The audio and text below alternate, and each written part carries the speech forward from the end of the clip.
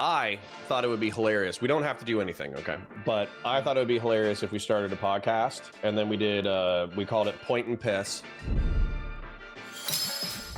And we had the Calvin and Hobbes, kid who does the, he's like peeing on a symbol. And then it's Calvin from Calvin and Hobbes pissing on the MAGA sign. Or I know that you don't like to lean into the pee memes. So I went with the Pissed Off podcast because I figured we're both grumpy men. So anger is better than urine. So how do you feel about that? Huh? Do you think I'm white? No, I know you're Peruvian or whatever, but you're white Hispanic. Yeah. What is it with white men and being pissed off? Wait, sorry, what? What's the question? Okay, no, listen. Let me think about it. The pee stuff, I'll have to think about the pee stuff, but also Calvin and Hobbes, you understand Bill Watterson did not want his stuff to be like commercialized. By the way, he's still alive. Bill Watterson's alive. And conceivably, I have to think Bill Watterson is a fan of my show. And so imagine that Bill Watterson is like in my community and sees us like basically misappropriating his creation in the exact way that he for so many years, for decades, fought against. Never been a Calvin and Hobbes movie, never been a Calvin and Hobbes lunchbox. It is a pure creation. It is a comic strip. And what you want to do is so insulting, so beyond the pale, that I'll consider it. I'll think about it. Death of the author, brother. The second you release your art into the public domain, it no longer belongs to you.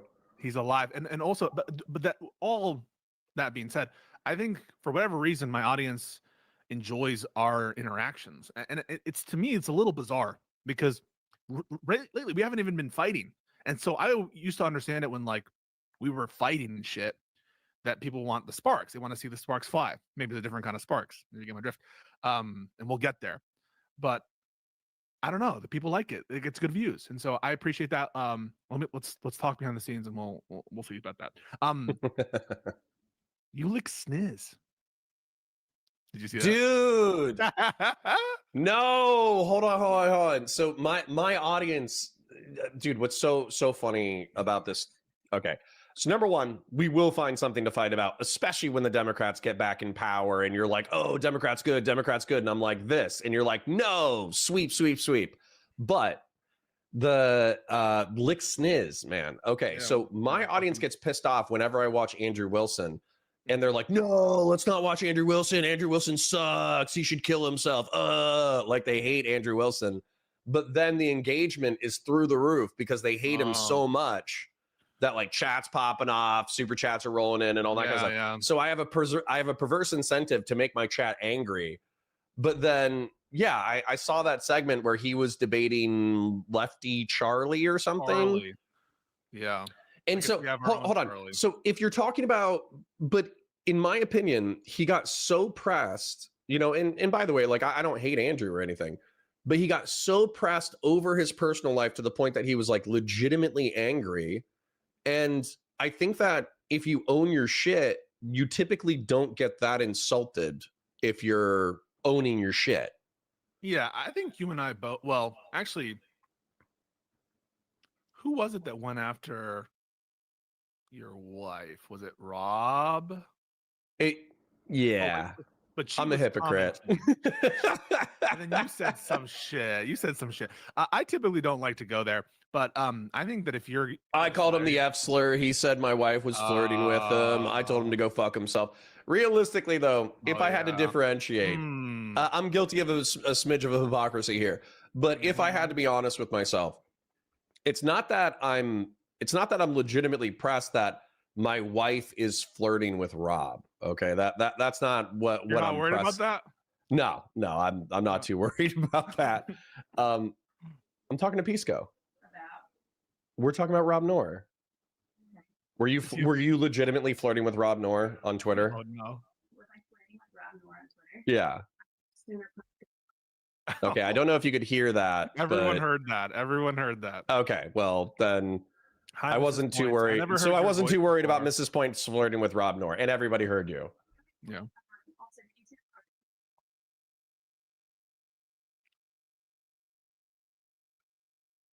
Yeah.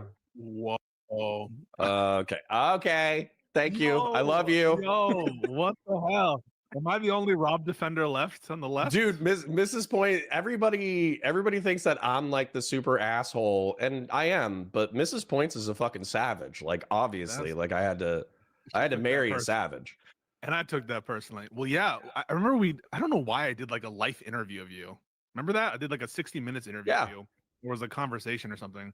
And the way you described it, I thought it was that you both complimented each other in terms of we do. It's a double-edged sword, because obviously if she's being funny and callous and rude, and I'm being funny and callous and rude, sometimes the humor doesn't always land, you know. So it's a double-edged sword. But I would rather have it this way because it's fun and it's funny. Yeah. Well, I do have to say, even though I don't love going after like family or personal stuff, if you're styling yourself as like a masculine debater, and did you see the announcement video for Word War Debate? Sorry, what? Word War Debate. It's the premier debating. Oh shit! See, I'm spreading the good word, and so even though I'm making fun of it, like they're gay little innuendos and stuff, and I'm not using that pejoratively. I just is it a debate club? It's like a debate invite thing, and it's going to be huge, and Sam Tripoli's involved. Yeah, I'm going to adjust my lighting for review, but yeah, one of the things that I think you need to get into, if you're not already, I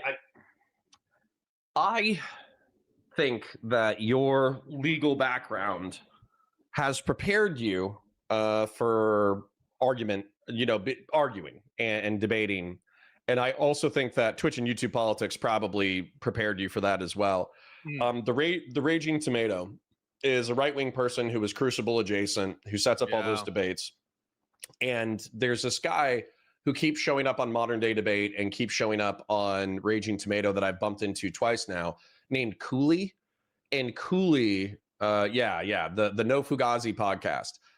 Cooley apes Andrew Wilson's arguments, but doesn't understand any of them. And so they start down with like, you know, well, you don't even believe in God, so how can you determine anything? Isn't everything just arbitrary at this point? And then they use the word equivocation wrong, where they like equivocate while, and by the way, like equivocation, as far as I know definitionally, is using an overly vague term in order to like try to make a line of argumentation that isn't honest. And so they will equivocate while accusing you of equivocation. And so like it's just really frustrating. There's a more technical meaning he might be referencing, which is to like to use two different meanings for a term. So this often happens actually with these Christian debaters, is they'll equivocate on the term God. So they'll say, for example, you know, do you deny God? And when they do that, they're making an argumentation with respect to all God concepts. That's what they mean by God. So the God term is used in that sense to identify a more generic category of any type of God concept. But when they argue that God is real, using that as like sort of a baseline, they'll be arguing for the Christian God specifically. So that's an example of an equivocation. Yeah. So referencing. Yeah. So if you deny God, you deny any order or God creation in the universe. Whereas if you buy into it, then you must necessarily buy into their definition of God. So that's. I'm unsurprised. Me is when people use equivocation to refer to an equivalence. So you're equivocating between two things, as in like you're making a false equivalence. That's what triggers me. Yep. No, that's the thing that I've heard dozens of times as well, is people use equivocate to mean make equivalent. And I was like, I don't think that's right. Yeah. But I would love to discuss it, because I had my first most recent, I've been watching these kind of God debates all the time and the precept stuff for a while now. And so I'm very familiar with how these conversations tend to go. I think that's, by the way, one of the reasons why Andrew won't debate me and has put like special rules against me that I don't understand him to be putting on other people. Is because I'm familiar. I happen to be interested enough in these little debates. I would say just float around for a bit, and then eventually he'll get bored, and then he'll be like, you know what? Pisco, let's go. Yeah, no, but the thing is, like, I would love to have that discussion with him. Real quick, back to Andrew. when you're styling yourself as that kind of ultra masculine debater, I think losing your cool in response to someone just being like, "Oh, but your wife though," that I think is not very masculine and cool, and it does seem to show a chip on your shoulder, especially since he did this like long lead up where he's like saying, "I think I do really good arguments. I think I'm the best. I think da, da, da. And I think the problem isn't my argument. I think that you're like a stupid bitch." And so like she goes, "You know what? I have a world for you too. That your wife has a baby daddy. It's like 3 people, right? 3 baby daddies and 2 marriages." You're like, And you then it'd be like, whore! "Well, fuck You and dumb then whore!" everybody's like, "You dumb whore." You go You down on women. sniz. Yeah, Fuck all lesbians. licking And it's sniz like, was what? yeah, that's a wild insult that's only gonna land with people who don't like lesbians. So that's already a small percentage of the Sounds like population. Dr. Seuss. Like, do you know what I'm talking Yeah, about? Like, it's a weird insult. And then yeah. So the sensitivity around it. And by the way, like I've heard the Steel Man because I heard this. I checked out some of the surrounding drama from Rachel Wilson. Matter of fact, let me just summarize this for people real quick, just in case they're totally lost. Okay. Andrew Wilson, Christian nationalist debater in our space. He likes to go on red pill shows. He did get big by going on the Whatever podcast that actually correlates with his explosive rise. Since then, I would say he's between 3,000 and 7,000 live viewers. So he's considered like a big streamer now. But in reference to debates, oftentimes he'll go down like a Christian nationalist, Greek Orthodox line of argumentation with the presuppositional argumentation that Pisco's been talking about. But then he will get weirdly sensitive about some topics, which, I mean, we all have our foibles, but it does seem weird to be like the king of blood sports debates, but then have this like massive vulnerability. And the vulnerability that was exploited within the past 2 weeks was while debating Lefty Charlie. Lefty Charlie brought up the fact that Andrew Wilson's wife, Rachel Wilson, has children by 3 different fathers. Now, Andrew Wilson's defense was that, well, Rachel Wilson is serial monogamous. Her previous 2 marriages didn't work out for whatever reason. He was happy to marry into this family and become a biological father and a stepfather to this children. And he hasn't made any specific argumentation against, marrying and becoming a stepfather. However, when you're talking about the red pill space, oftentimes he says that he's not red pill. But when you're talking about the red pill space, oftentimes what these guys say is get rich, ignore women, use wealth, clout, power, and money in order to basically play the field and date a bunch of like biological 10s, hot girls, and fuck around and do whatever you want. But if you get married, then it needs to be a debt-free, tattoo-less virgin, Kissless virgin, hugless virgin. right?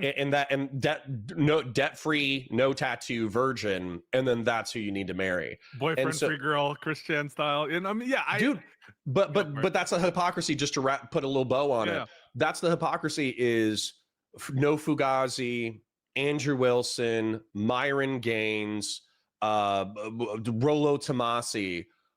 Almost none of them have lived this lifestyle that they advocate for. And so there's like an inherent hypocrisy in what they're advocating for versus what they achieve. So what I'm hearing from you is that he justifies it as, well, it's not against his worldview. And perhaps it's against the, at least official worldview, to the extent that that can be extracted, of these red pill adjacent spheres that he walks in, but it's not strictly speaking anything that he's ever been against. And I mean, he has the example of Joseph, right? I mean, Joseph is kind of a cuck.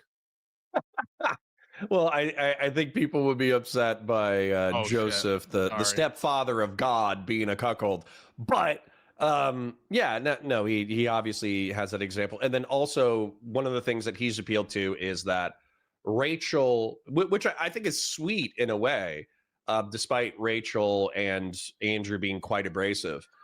He says that Rachel is so uniquely a woman of good character that typically stepmoms with multiple fathers and all that kind of stuff, normally they're degenerate, drug addicted pieces of shit. And therefore, that's why the relationships won't work out. whereas Rachel is such a uniquely good human being that he was able to hone in on that. Therefore, that's why they're able to beat the odds of people with multiple baby daddies. Yeah, you can actually just fall in love with women. You can actually Yeah. just like love your partner and think that they're special, right? I don't think that that needs like justification. Well, you ever No, Go but for it. I think that's sweet, though. I think that's I sweet. think it's sweet. Yeah, I think it's sweet. I think it's And you know sweet. what? Like them. Okay, so do I understand why people are making fun of them for calling into a dating red pill podcast in order to defend their honor against a lesbian and calling her like a stupid horse licker? Yes, and I also think that Lefty Charlie Well, made leave some. the gays alone. I mean, why do you have to go after all lesbians? Because this one lesbian went after you Well, and weirdly enough, in defense of Lefty herself, really, because he's Lefty harmed her. Charlie, I think she's bi too, because she said that she had like half a dozen male partners as well. But anyways, I know, but you can't say that in response to you lick sniz. Actually, I'm bi. Like, sure. Well, I mean, I wouldn't even defend that anyways. I wouldn't even think it was like something worthy of attack. It's like, okay, I have a different sexual orientation. Fuck you. Which I think Lefty Charlie didn't actually end up defending. I think what she did, though, which was an optical mistake in my feedback, is she did say effectively to a parent, like a father with stepchildren and a mother who had been divorced twice. They said, "Oh, I think your life would have been better if you had aborted your kids," and that might said play.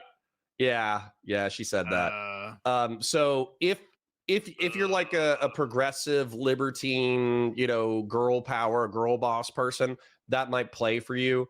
But realistically, anybody who's had a kid, that's not going to play well. let's leave the kids out of it, man. Leave the families out of it. But the thing is, Rachel is involved in the scene. But the thing is, like, I just said that twice. I wish I didn't have these little. I mean, I think if you're going to call yourself the king of blood sports debate, you got to be ready for some blood sports personal attacks. That's all I'm going to say. Especially when you go out like two and say, okay, personal attacks against the person in front of me, that's okay. And personal attacks against people who are not there, not okay. I mean, I can kind of accept that rule, but you can't really react the way that he did when that happened. Like, well, you can. You're just going to get made fun of. And what I would say too is that you logically they had earlier in the conversation, very early in the conversation. I did skip around because they were talking about the military for like 45 minutes, and I just did not care about either one of their perspectives. But the early in the debate, they were talking about COVID. And so they were trying to like nail down their meta ethical framework. And so Lefty Charlie basically said like, oh, well, I'm feminist because I believe that maximal human freedom and maximal human choice is a good thing. And then this is kind of like, in my mind, it's equivocation going back to earlier in the conversation. Andrew Wilson was like, oh, you're for maximal human freedom. How do you feel about the COVID-19 lockdowns? And I was like, hold on, because this is something that the right wing cannot get they can't get the narrative straight. Because on one hand, COVID-19 was a biological weapon released by China as boomer remover in order to reduce the global population so that the oligarchs of the world could rule a decreased population through fear, lockdowns, bioweapons, et cetera, et cetera. That's one narrative. The second narrative but it was also an ineffective bioweapon. It was ineffective. It didn't do anything. It had a 0.03 or it had a 0.3% fatality rate, which, by the way, a 0.3% fatality rate with mass vaccination and with lockdowns, resulting in 1.1 million Americans dead. This is undeniable. In 2021, in 2022, there were 1.1 million excess deaths related to COVID. And so which one is it? And if we go with, actually like it's 0.3% lethal, well, hold on. We launched the war on terror based off of 3,000 dead in New York and like $2 billion worth of damage. What would you do to save 1.1 million American lives? And so there's another contradiction there. But it's easier if you just say those are all fentanyl deaths, or if you just say those are all fentanyl deaths. It's the vaccine. Which is why we need to bomb random civilian ships in the Caribbean, is because 1.1 million Americans were wiped out by fentanyl in 2021 and 2022. Yeah, absolutely. I love it when they're like, we just saved 300 million lives because that's the amount of death that could occur. I hope that was a misspeak. I hope that was a misspeak, but I also think that somebody like calculated it out. They were like, what if this much fentanyl was done by this many that's what they people? do, And they were like, yeah. that would mean 300 million people. And they're like, damn, we just saved the entire country from fentanyl. They're like, this amount of fentanyl could have killed 300 million people. I'm like, yeah, shit. yeah. You guys like, and they're like, damn, that's a big number. That's tight. Of America. And let's say that at a press conference. no, it's fucking wild. That the inclination, I think, of some of these, I don't know if I want to say unifiers, or some people who straddle multiple worlds in conservative circles, is to find some kind of like to chart a course through some of these conspiracy theories, and it rears its head both in the context that you're talking about, where they try to make sense of the fact that it's no big deal in the COVID context, but also that it's a pandemic, or that the vaccines are very, very dangerous. And so they find a way to unify those theories. Similar kind of dynamic, I don't know if it's exactly the same, in these fence sitters when it comes to the Nick Fuentes MAGA war right now, where you have people who are trying to, on the Epstein stuff, and also on the greater like Fuentes identity crisis of MAGA, who are trying to chart a way that makes sense of Trump policies, Trump statements, the fervor that they're seeing among the Groypers, and to find a way to reconcile concepts that seem to be at odds and with each other. And as someone who is, I guess, a former member of these, on the losing side of one of these identity crises, talk me through that. And you can reference Wilson and stuff, but yeah, talk to me about these different competing ideas in conservative circles that seem contradictory, and how the right is responding. Yeah, so if I had to stat this out, I would say that the right wing and the left wing actually have parallel problems, but the demographic sizes are different. And so what I would say is, if you're actually supposed to, if you look at stats from polling before Trump seized power for Trump 2, you got 55% of the Republican Party who picks Trump as a first choice. They want Trump. Okay, so that's 55% of the party right there. In the primary, you're saying? Yes. And a lot of that is after he clinches effectively the nomination. And so it's a fait accompli at that point. So that might be even overestimated initially, because there was a significant amount of opposition, and a lot of the fact that Trump won. Yes, he received a plurality, but for those first primary contests, he was not receiving majorities. They were winner take all states, and the majority of Republicans were voting for someone else. But it seems like since that time, what's happened is a lot of people have come up with contrarian reasoning for why it's okay to support Trump. Deep state, Biden, Hunter corruption, crime family, whatever. Come up with a narrative that sticks, but somehow isn't hypocritical. Almost all of these narratives are hypocritical, but they'll come up with some kind of contrarian narrative, and then as a result, 80%, 90% of the Republican Party will support Trump, even if he isn't the first choice. So that's like the demographics, 55, and then I would say another 35 to 40% are people who are reluctant Trump voters, but they're still Trump voters. Then what I would say is, amongst the Trump base, there's probably, I would say, 5% to 10% of the population, oftentimes young people, who are viewing Trump as a vehicle to further right-wing ideas. And you could go back to Richard Spencer saying like, oh, we thought that Trump was our guy. We thought that he was dog whistling to us. We thought that he was going to go further than he actually did during Trump's first administration. You can go back to Nick Fuentes. He'll say similar things. And then also Steve Bannon. Steve Bannon's a fucking extremist, dude. There's no two ways about it. Steve Bannon is a legitimate, like, neo-monarchical, neo-fascist extremist. No. And so there's dissident right-wing people who I would say probably are 5 to 10% of the Republican coalition, I suppose. But the problem is that the MAGA Trump to me is a populist. Whoever he talked to last that he thought it was a good idea, that's what he's going to say. And so if he talks to the normie cons and the neoconservatives and the Zionist conservatives, then he's going to say pro-Israel, pro-free market stuff. But if he talks to the protectionists and the national conservatives, which is a different voting bloc, which has become more powerful, or if he talks to distant right-wing people, which J.D. Vance weirdly enough, is a fan of distant right-wing philosophy. He's an unironic fan of Curtis Yarvin. He's an unironic fan of like Peter Thiel neo-techno-feudalism. And so anyways, those guys are opposed to Fuentes. Fuentes views them as compromised by world Jewry, it seems.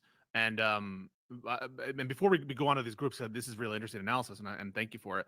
I want to stop because you said that Trump is actually a populist, and then you went on to say like he just listens to the last person he hears. And I don't think that either of those two things are necessarily at odds with each other. But I think just what you mean by he's a populist is that's his affect. It's how he portrays himself, but it's not connected to necessary policy. I mean, he's acting in many senses like a neocon in this kind of interventionist style that is going on. He is, appealing to elites with regard to a lot of his policies on taxes, and not protecting Medicaid, which is something that like some populist right-wing people are trying to fight for. And so, instituting some of these corrupt bargains with literal like tech oligarchs and other crypto people, as well as traditional media types, etc. So when Cenk says Trump's a fake populist, you roll your eyes because Cenk from Young Turks has this kind of like totalizing view of the establishment versus populism. But in some sense, isn't he correct, at least on the policy side? And when you say that Trump's a populist, are you referring just merely to his presentation and what he paints himself as opposed to the policy? And then we'll get to the groups. Yeah, so I think it's a mix, and then my chat is saying that you're a little low. So if you could speak into the mic a little bit more, that would be great. And then chat, I'll keep an eye out here for your guys' feedback on audio. But the I think it is a little bit of a mix. I think it's easy to differentiate between. We both agree that he has populist rhetoric, right? That's like almost without saying, we confirm that. When it comes to policy, I think that economic protectionism is oftentimes a populist thing. And so I think the tariffs, even though it screws over the working class, I do think that is a populist policy. You're saying I think that the tariffs, I was talking about the tax cuts and the neocon. Well, that's what I was going to say. He's trying to make everybody happy all at the same time. And then that's where I guess I don't see necessarily a contradiction between trying to appeal to the masses and trying to also satisfy whoever he talked to last that made him happy. And I think that's why he's incoherent. I think that's why he's a dog chasing cars. And I think his feedback mechanism oftentimes, I mean, we'll see this on social media where he'll start losing a battle on social media and then he'll change course.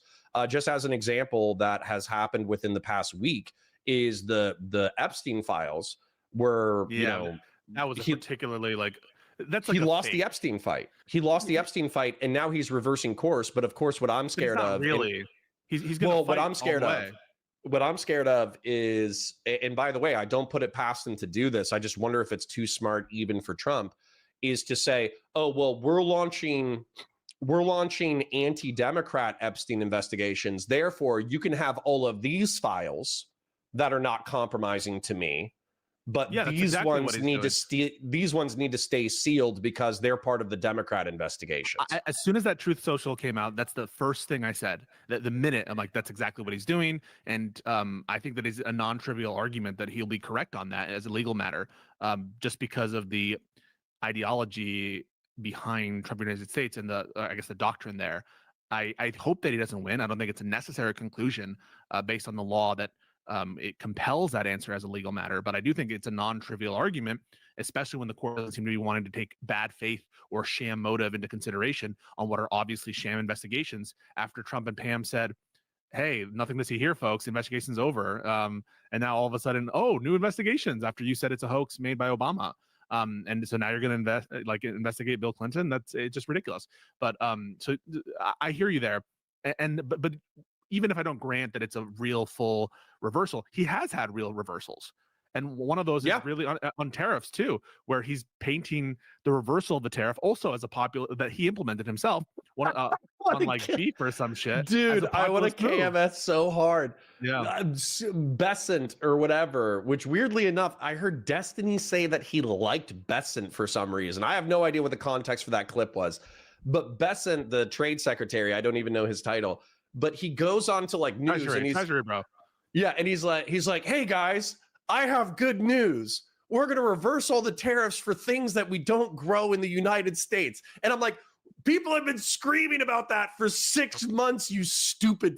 Well, the reason why I think Stephen probably likes Besant over Lutnick is because Besant is more tariff skeptical, even though he has to put on the line of these tariffs are great. We are all on board with the tariffs. We just know from reporting that he's more skeptical of the tariffs and Still, more aligned with, I can't believe the guy wakes up every single day. He's like, willingly for my paycheck, I will eat the biggest shit sandwich every single day, which is trying to make Trump's economic policy make sense. But I don't want to lose the narrative through line because we were talking about how the far right or dissident right has kind of infected the Republican narrative and whether or not that's a real threat that's worthy of contention. Yeah, one last point on Trump, because I think that he, by being so amorphous and being so ideologically malleable, if there's any ideology, the through line there is just praise, like a praise kink or something, or like ego. But by being malleable and failing to define himself from an ideological perspective, really, he's opened the floodgates for everyone to take up the mantle of Trumpism and to define and say, this is true MAGA. And everyone can kind of have a coherent argument behind them. So like, you hear Ben Shapiro talk about what Trumpism is, and it makes sense, like the way he tells the story. And you hear Nick try to sell what the promise was of America First, and that kind of makes sense from that through line.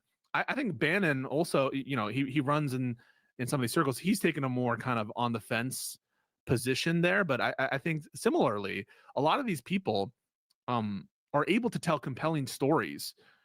Vivek is able to tell a compelling story there. Trump was always in favor of immigration, just legally. Trump has always been in favor of it's a political Rorschach test. Right. So all of these people can make plausible arguments given the malleability of Trump. And who wins out here, I think, is going to be interesting because Trump is a lame duck. He's old. And with respect to the left comparison you made there, I thought it was kind of astute in that the numbers might be different, but kind of the arguments are similar, which is the energy is with these young socialist types, right? The energies are with these people.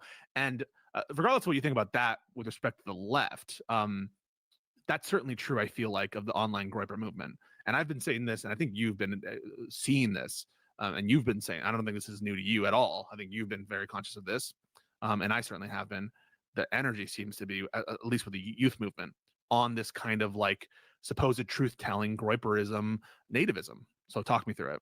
It's so that brutal observation. So what's happened is there's a dissident right wing, and I think that they have a more sexy allure because if you go to like the mainstream academic conservative right wing, you got to read books, right? And you got to study history, and you got to know this, and you got to know that. Whereas you could just go on to Nick Fuentes' show and he's just going to say, hey, the reason why the inner cities are dangerous is because of black people, and black people suck, and XYZ ABC. The reason why America has a degrading position internationally is because of Jews and international Jewry, and that's why we have mass immigration and we have all our economic foibles. The reason why our going to the grocery store sucks is because we have all these Hispanics and these Indians who are mass immigrating to the United States, and they're browning it, and they're trying to destroy the white race. And so it's like it's a charismatic and funny guy who's pretty smart and also actually has decent narrativization of historical facts, but he's giving you like a very simplistic narrative for what's going on. And so I think he tells you it in a paragraph, and that I think is one of Trump's, when he was younger, he was able to do that very effectively to a certain class of people. The difference here is that I truly believe Fuentes is ideological, and I truly think that even though I think sometimes he's actively deceiving and lying, I think he's sincere about the views he holds. In a way, I don't want to compare him to Mandani in any other respect, but to say, like, I think Mandani is sincere in that sense. And that's the only sense in which I'm comparing it, is that I think that Mandani he's earnest. He thinks that if I had to say this, and by the way, I'd be happy to be corrected by any Groypers in chat, but I think he's sincere in his Christian nationalism, And a differentiation that I've made is, so whenever somebody says the word nation, I'm synonymizing that with the word people. When somebody uses the word state, I'm synonymizing that with government. And so as a result, these terms that we kind of associate with each other, when you hear Christian nationalist, what I think Nick Fuentes genuinely wants to do is he wants to wake up everybody to racial tribal consciousness. Right. Yeah.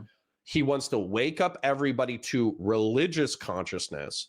And then he wants white Christians and maybe some allies who are down with the cause. Like if you're like a black nationalist Christian, like you want to segregate and live in your own black commune or whatever, you can be a groyper too. And same thing with Hispanics. But we're going to live in separate ethno-religious enclaves. But anyways, so once you wake these people up to religious and race consciousness, then you can get a really powerful political bloc of white Christians who advocate for their interests tribally within the American construct. And then within the American construct, they're post-constitutional. They don't give a shit about the Constitution. They think the Constitution was written by a bunch of like libertine, wine-sipping, anti-Jesus, anti-religion douchebags. And so as a result, like the Constitution can be thrown out. We don't need the Constitution. We'll obey it insofar as is legally necessary to not totally collapse society. Yeah, to the extent like the notions of free speech, it serves them when they're on the outs.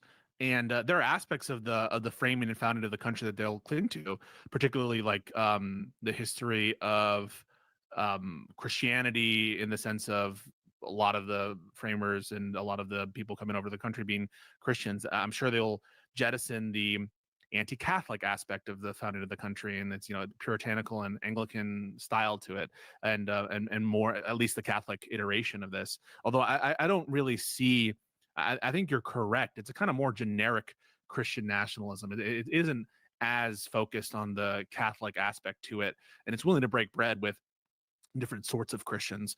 One thing I'll say is, I think Fuentes is keenly aware of power and in the bigger picture in a way that I think a lot of commentators aren't. And this is not to praise him. I think it's just whatever he's trying to sell, he is taking a step back to look at the broader set of considerations and context in a way that sometimes I feel like a lot of commentators get lost in the weeds of the particulars of this argument. He'll take a step back and ask, why is this conversation even happening? Why is this even occurring in the first place, as opposed to having the conversation itself? Now, for me, Fuentes taking control of the party would be a worst case scenario for this country, even though I think electorally it would benefit Democrats in the short to medium term if more groypers clung on to power. I just don't trust this country enough for them not to give this guy reins of power, or some of his followers.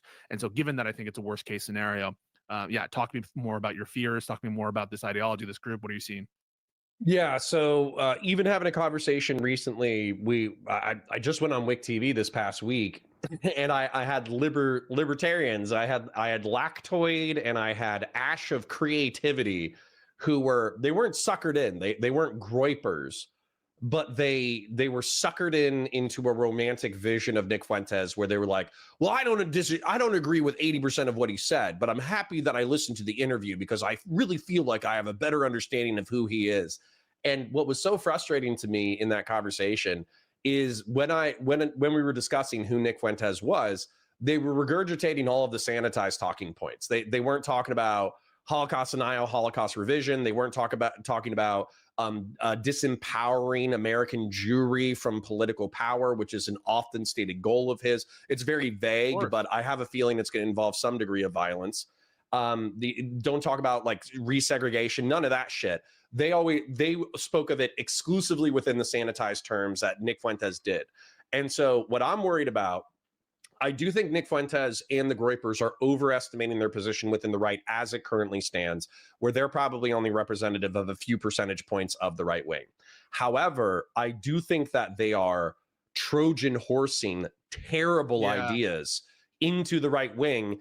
And I'm hearing it because of Tucker Carlson, because I think he's not even a useful idiot. He's like a useful vehicle. He's a useful vehicle of bad ideas. I hear the sanitized talking points being regurgitated and popularized. Yeah, it like, I think you're correct about the extent to which those views are representative of the broader Republican right, though I do think that there's a lot of reprehensible views among a lot of the ideological right in this country. But I do think it's a minority. The thing is, like, Fuentes is totally conscious of that, totally conscious of that in a way that, but the thing is, he doesn't need to convince 40% of the country. He just needs to convince the people who are writing policy memos. He just needs to convince the people who are at the heads of the apparatus that Trump has constructed. And they're so conscious of that. Like, they view Trump as a wrecking ball to destroy aspects of the old guard and to wrest control, and to basically do the little finger of introducing chaos. And in that chaos, as long as they position themselves in, for example, the young Republicans group, among the people who are having a seat at the table in terms of who they're going to nominate for different political positions, including, threatening to withhold their vote. You see J.D. Vance and Trump tiptoeing. They're not forcefully condemning Fuentes. And that is power. And though I think, don't count your chickens before you're hatched, I don't think it's like a sure thing that Fuentes is going to, or his type, are going to control the Republicans going forward. The fact that I'm seeing such caginess among Trump, J.D. Vance, and some members, they're waiting to see which way the wind blows. And they're not above making a deal with them. And that is real power. Confidence is infectious. Yeah. And that's one of the things that is, part of their propaganda is Groyperism, or the America First is inevitable, right? It's like the Borg, like resistance is futile. And so like the whole point is they're trying to convince you of their ideological purity and supremacy. That way you become so attracted to their narrative that even if you don't agree with their narrative fully, you will sell out to it because you see like you mentioned, the momentum. You'll see the political momentum with them. And so one of the things that I think needs to be pointed out was P.F. Young, of all people, said this, and I agree with him. Wealth inequality, rapid demographic change, existential technological shifts, and the dissolution of the social fabric are giving us fertile ground in which radicalism is attractive. And so whether you're talking about like radical leftism or radical right wing, there are hundreds of thousands or millions of young men and women who are looking for an ideology that, advocates for them effectively within this like really chaotic landscape. And so what I see doomsday prophets. And I think Nick Fuentes is a particularly effective doomsday prophet. And I think that he's going to punch well above his weight. And so when you have J.D. Vance saying that he's a post-liberal, when you have him quoting Curtis Yarvin, when you have him, basically being in the pocket of Peter Thiel and being groomed by Peter Thiel, who's a techno-feudalist, I know that he beefs with the Groypers and beefs with the Christian nationalists. But when you have them considering these like post-liberal, anti-constitutional ideas, I'm not going to be surprised if Zionist conservatism and constitutional conservatism, I'm not going to be surprised if those are such historical parts of the right that they'll never fully be able to dissolve that construct of conservatism. But like you said, they might have this like puritanical core that climbs to the top in positions of power, similar to who's that dickhead? Is it Stephen Miller? Yeah. Well, it's one dickhead.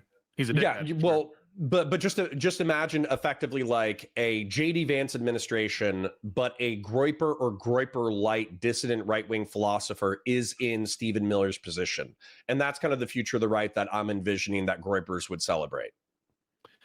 Yeah, I'm concerned about it. One thing that really bothers me is when you see a bunch of comments.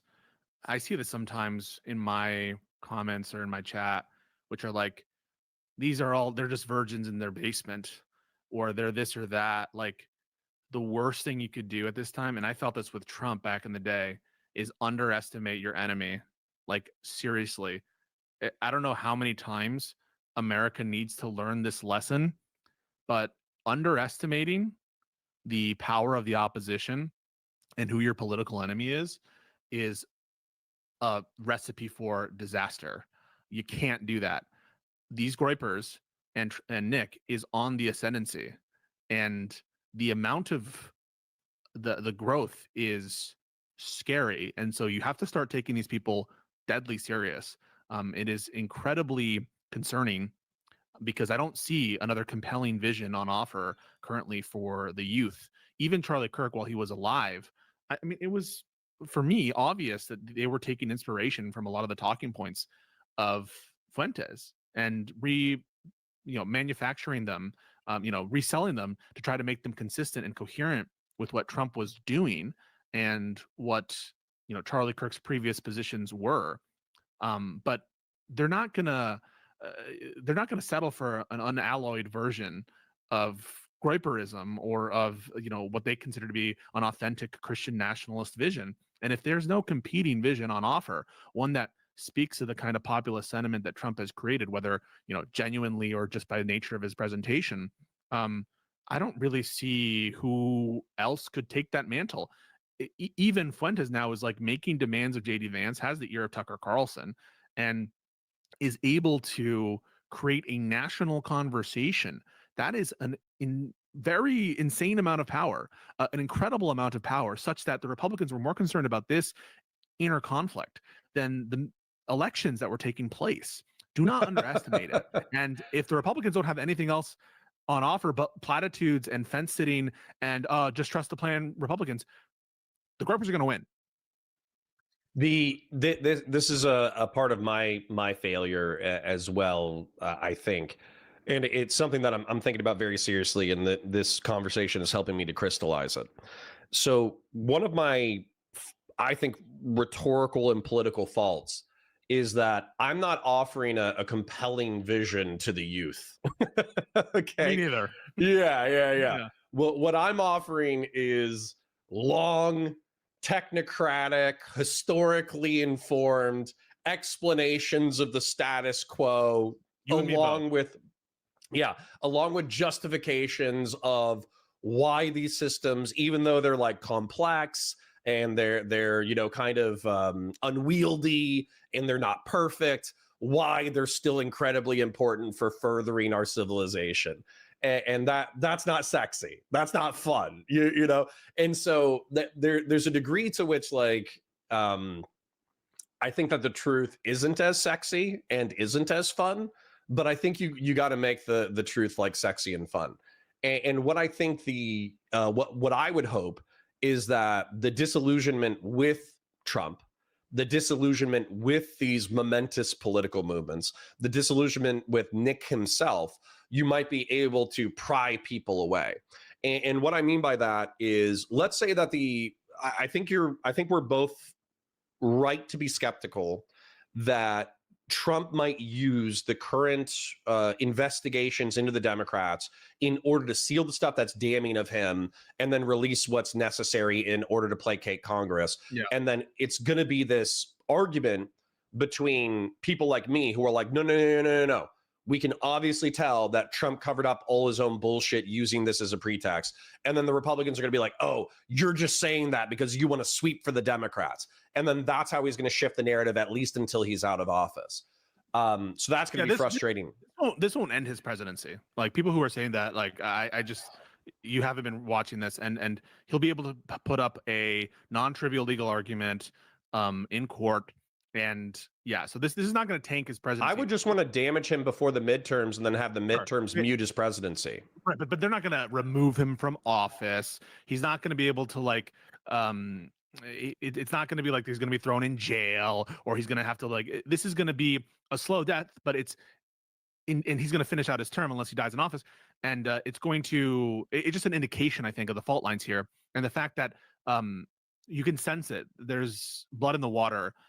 And Trump is making the wrong strategic moves, going after Marjorie Taylor Greene, going after Thomas Massey, because if they survive, and I've made this point on my Twitter, on my X feed, if they survive, then his status as a kingmaker is seriously in jeopardy, seriously undermined, and the perception of I'm power. praying for it. Before, yeah, but you're praying for it now, but who's going to be left? The perception of power I mean, would you rather have Trump as kingmaker, where he's making like, picking Dr. Oz, or would you rather have Fuentes being the kingmaker in terms of who they nominate as America First candidates? That's the problem. Is that there's a vacuum here. Just real quick, Josiah with the super chat. Thank you so much for $20. Ask Connor how many GEOMs from 40K it would take to defeat Sheev Palpatine, 3 or 4, and then how do you spell? GEOMS from 40K. Geomes? God Emperors of Mankind. Once again, hold on. I'm going to entertain this absurd statement from Josiah. Okay, I'm going to entertain it. The God Emperor of Mankind eats 1,000 psychers a day, and the psychic powers of those psychers are equivalent to Sidious. Sidious isn't even the coolest Sith. There was the Sith Emperor. I forget his original name, but I could look it up. There was a guy, Darth Bane. No. Bane is a weak player too. There was the Sith Emperor.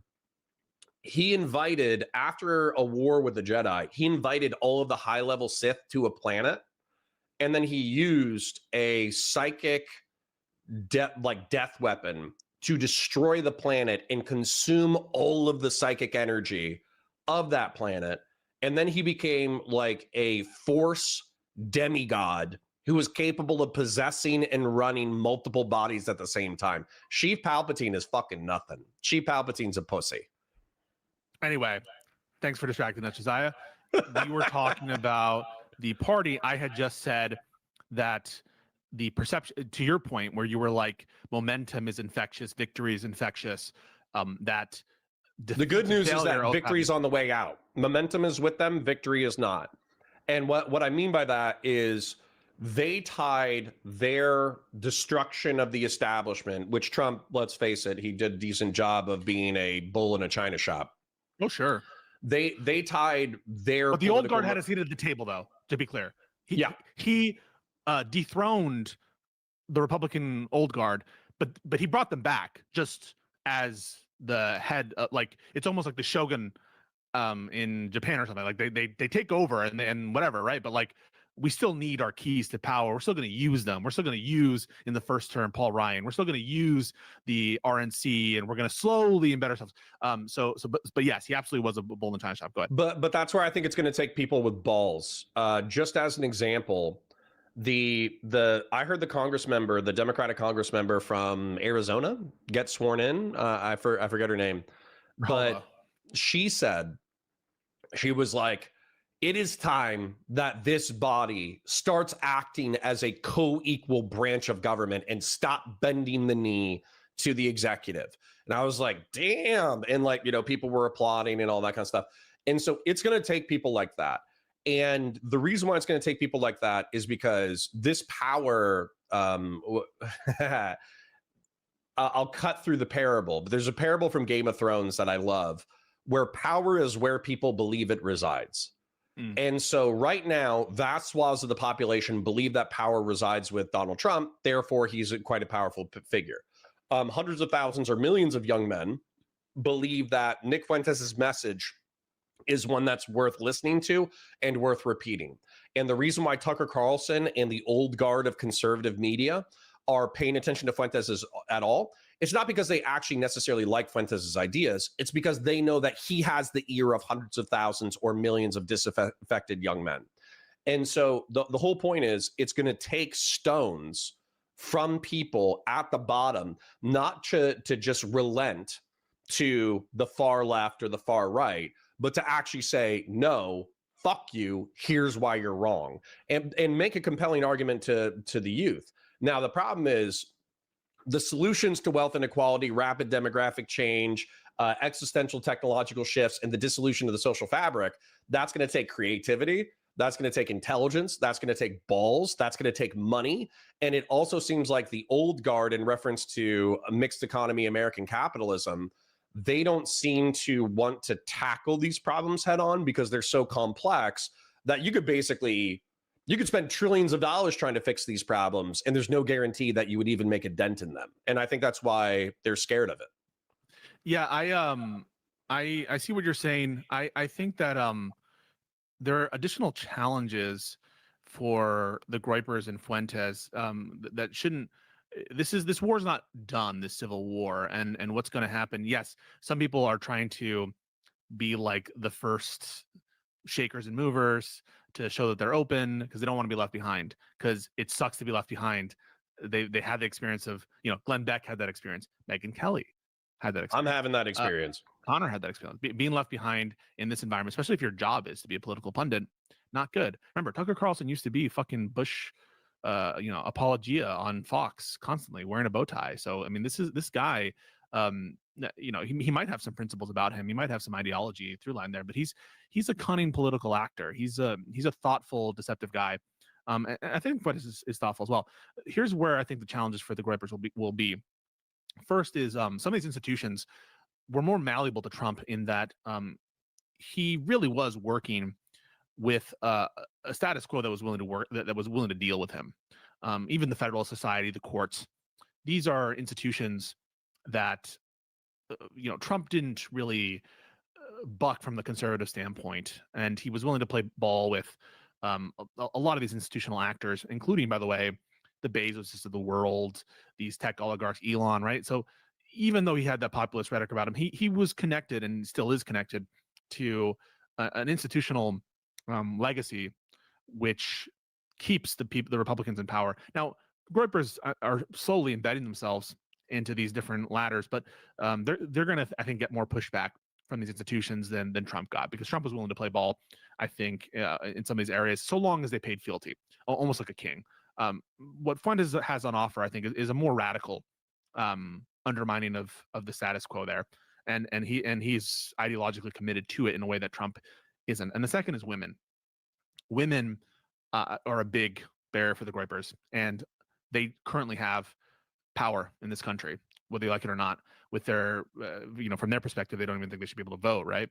But women do, in fact, have power, and though the gender divide has never been greater now than it is, Groyperism is going to push more women away.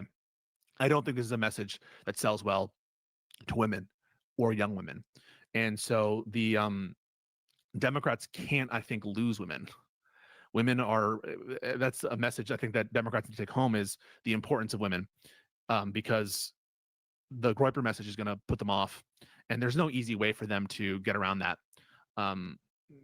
We need to make inroads with men, but we need to make sure that we're keeping women around. And so those are two big challenges, I think, for Groypers, is to find a way to tell them. I was going to say, one of the really interesting things about like learning history and philosophy is realizing how many of these problems are ancient, like 3,000 years old, 2,500 years old. And one of the really interesting things was this conversation. I think it was in like Xenophon or something like that. He wrote about a dinner party that Socrates went to, and there was this like great man, basically like the proto-Groyper. And he was saying like he was using force doctrine. You know how Andrew Wilson loves force doctrine? Mm-hmm. So he was talking about force doctrine 2,500 years ago, and he was like, it's such bullshit that in Athens we let all these like weak people vote who, they don't back the great men of society. They tax the businessman too much. They don't back the military generals the way they need to. It's only because the strong allow themselves to be subsumed by the weak that the weak are able to rule. And so Socrates points out, well, hey, isn't democracy, voting? Now, of course, like it was only men, and it was only, Greek citizens of a certain status and all that kind of stuff. But he was saying like all these weak people through whom that you say that political power is invested, that is restraining your own power. Is that not in and of itself a demonstration of power politics, where the weak have coalesced their political power in order to restrain the supposed strong? And right, so and the elderly in America, another physically more feeble, but they can vote more, and they coalesce their interests, and they have groups that support them. They can vote, and they command wealth and influence. Yeah, and that's that was another thing that you just kicked another thing loose in my brain. In the 1960s, I was watching this interview of this guy who hated Richard Nixon, and they were talking about the political coalition that they were trying to build in order to take out Nixon, and the reforms that they thought were necessary in order to build a competing political machine to Nixon. And a lady who was an operative in DC, probably, dead now for a long time, probably dead for 80 years. She looked this political operative in the eye and she said, oh, I'm sorry. You think that DC is stagnant? You think that we're old? You think that we don't understand anything? We're not just going to give you power. You have to take it. And so that's like another thing too, where I think the reason why we kind of promote sociopaths up to the upper echelons of our society is because those are the people who have balls to take power. And so there has to be a lesson in that with how do you take power, but remain virtuous and remain focused on the needs of the American people. And balancing that many priorities is difficult to say the least. Super difficult, one that's going to be necessary for Democrats, I think, to do, because I think whatever comes after Trump, people have this like I think, even though they might not say it, but there's this kind of like, I can't wait till Trump's over, only 3 more years. Oh, he's having a fucking illness thing, and then we can breathe. No guys, like, we are in a different era now. You're not ever going to be breathing completely free again. And I expect what comes after Trump is going to be worse for the country from the Republicans. And that's why it's going to be even more. I hope not.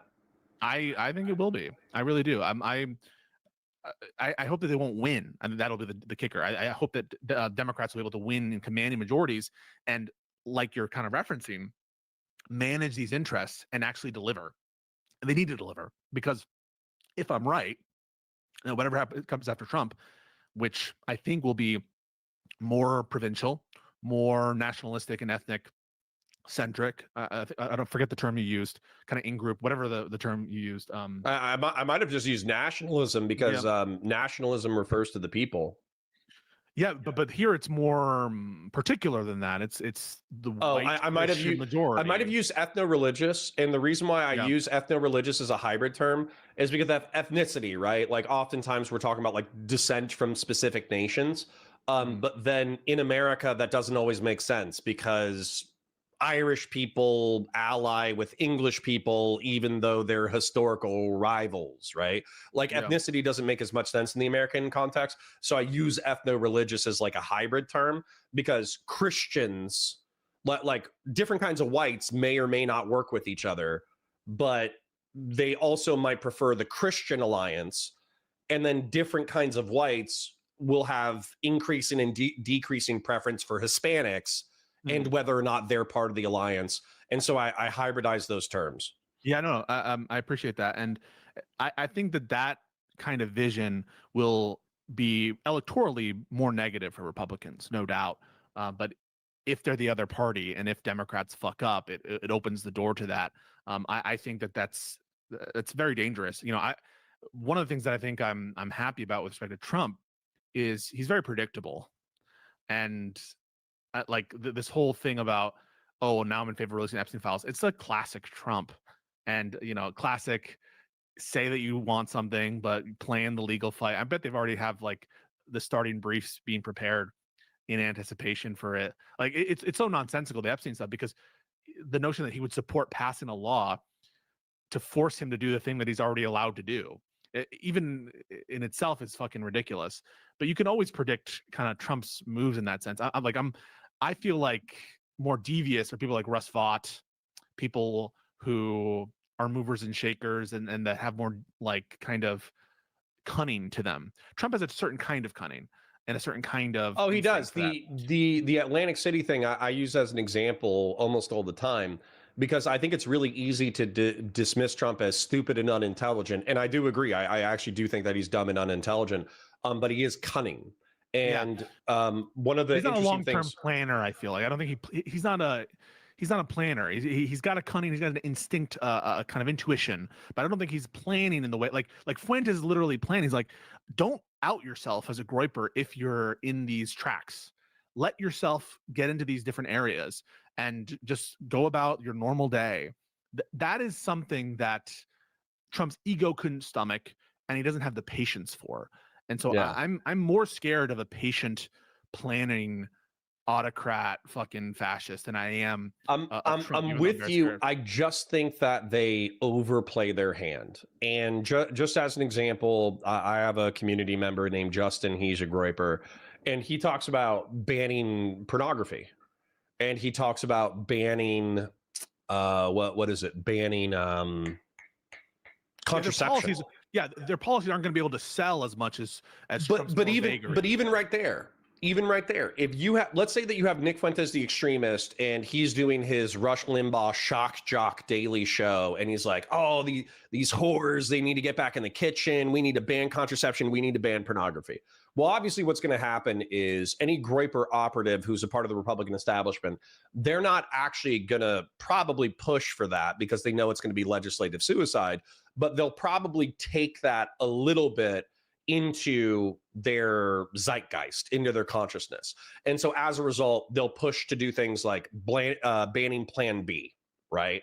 Or making like, required age verification for 18 for you to be able to buy condoms. They're going to chip away at the extreme. They're going to chip away legislatively at the extreme position that Nick Fuentes stakes out.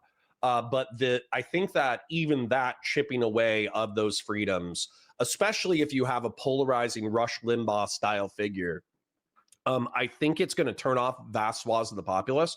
Because just as an example, Justin was talking in my chat about how we need to ban contraception in order to increase the birth rate of the United States of America for the national population. I checked out polling on contraception. 80% of the American public supports enshrining into law the right to contraception.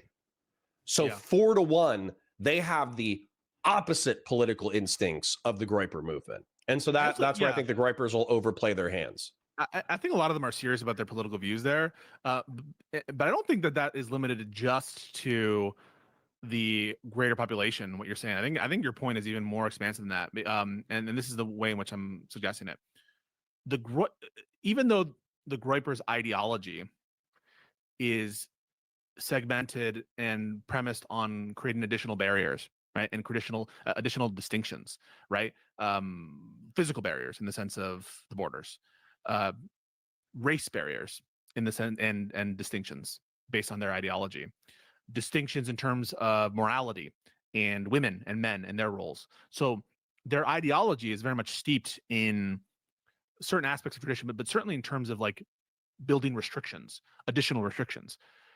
That is all fine and good, but their rise to prominence almost is as a result of lowering walls and restrictions, right? Lowering a sense of decency and our this sensitivity we have to certain words and certain kinds of comedy, and destigmatizing things and making it more accessible, the kinds of wild opinions that can exist, and being more fun and having more freedom in that sense and being more wild.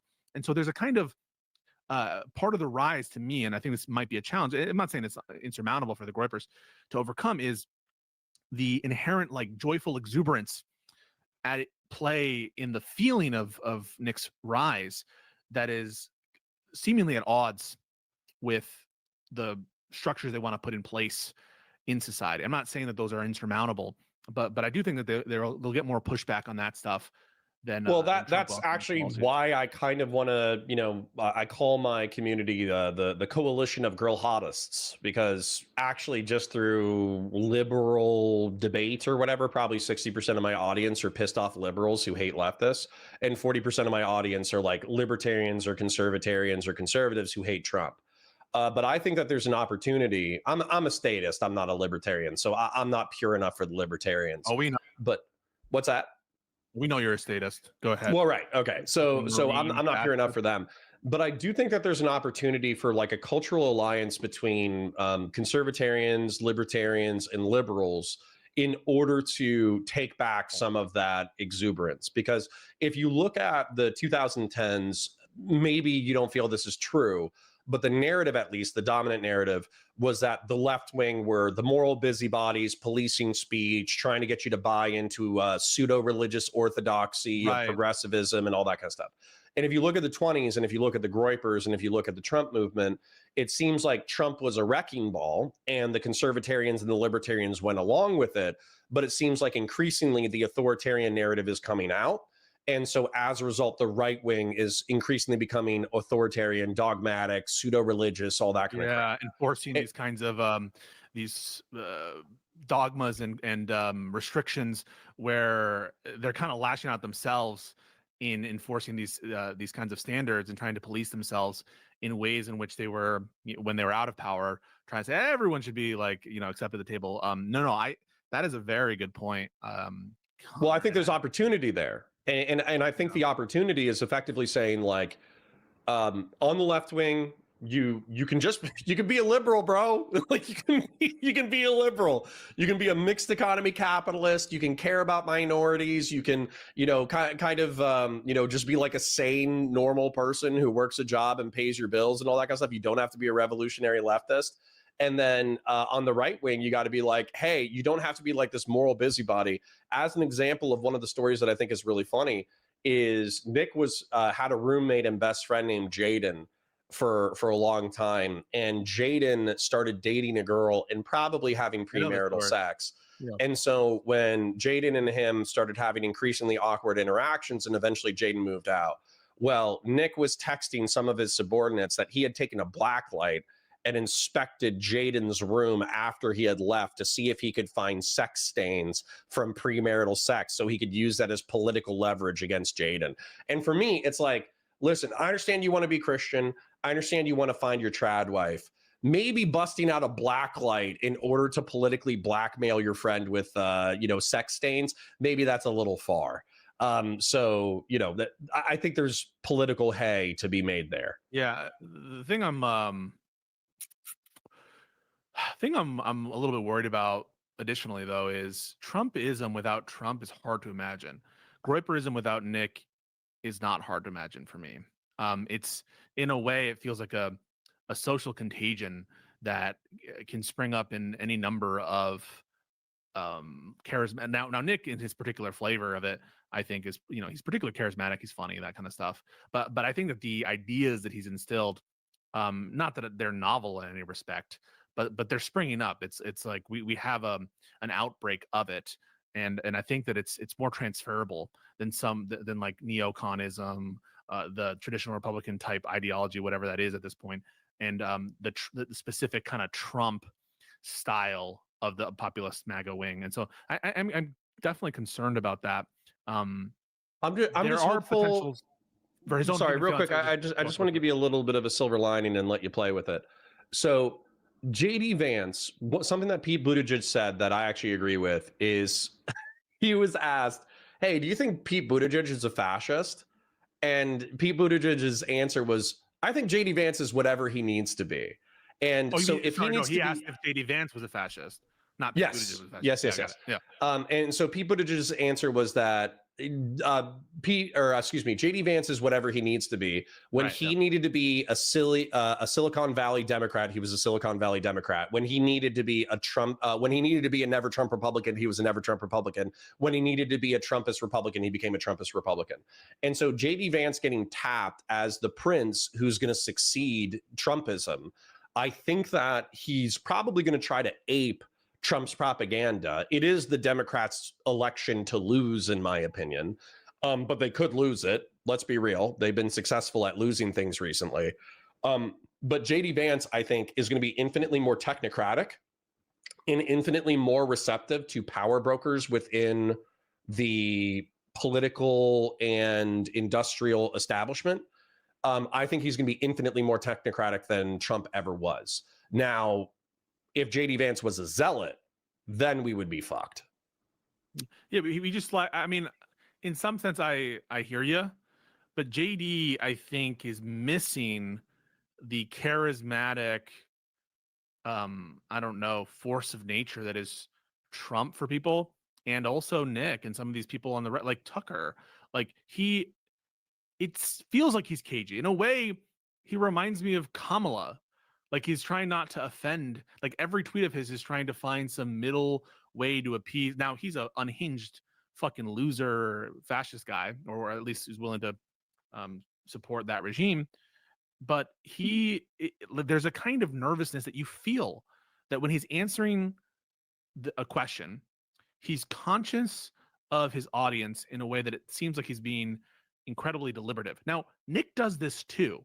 Nick is very aware of what his audience is. When he's on Alex Jones, And when he's on Tucker Carlson, it's very different than when he's on a show. So this is not to say that people, any politician, time and place, right, understand it. But there's a kind of deliberateness and thoughtfulness behind JD Vance, which makes you feel that inauthenticity. That's one of the reasons, by the way, that I'm often so hard on Democratic leadership these days, is because I'm thinking about the long term. And I just don't think these Democrats have it, whatever it is. And that is a perception No of stones. yeah, it's a kind of je ne sais quoi that some people have it and some people don't. And I don't know that I can. Can I reduce it more tell than you that. what it is, because it's something that I'm deathly afraid of for myself. Yeah. So I went to 21st century liberalism in the 21st century. I went to this past year. I was invited by a Fukuyama, one of Francis Fukuyama's employees, and I went, and it was cool. It was cool to meet everybody. It was cool to meet a bunch of liberals and libertarians. There were actually a healthy chunk of libertarians there as well. But it was interesting to meet these people who effectively all decided that Trumpism was bad. But the problem with it, in my opinion, was that they had all gotten theirs.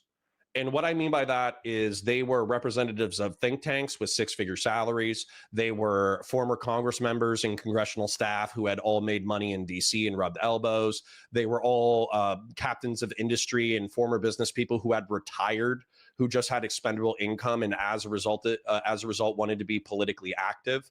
And I swear to God, 2/3 of the conference was not talking about the crisis of American democracy or talking about like how do we solve, in my opinion, again, and PF Young's opinion, wealth inequality, rapid demographic change, existential technological shifts, and the dissolution of the social fabric. That's not what they were interested in. They were interested in promoting liberalism in Eastern Europe and Africa. Mm-hmm. And that was probably, I would say, maybe I'm exaggerating, but it felt vibes wise half to 2/3 of the conference, to the point that anybody under the age of 40 did not attend the panels. They went into the bars and went into the area outside in order to talk amongst each other, because we were like, these fucking boomers are lost. And so for me, when you're saying the je ne sais quoi, the thing that I don't know that is bugging me about Democratic leadership, for me, when I look at Chuck Schumer, when I look at Hakeem Jeffries, when I look at any of these people, they already got theirs. They're not hungry. They're not rising to the moment. They're not scared. And if they are scared, it's something that they can ignore when they go back to their houses at night and they're in DC rubbing elbows with their friends, making 6 or 7 figures a year.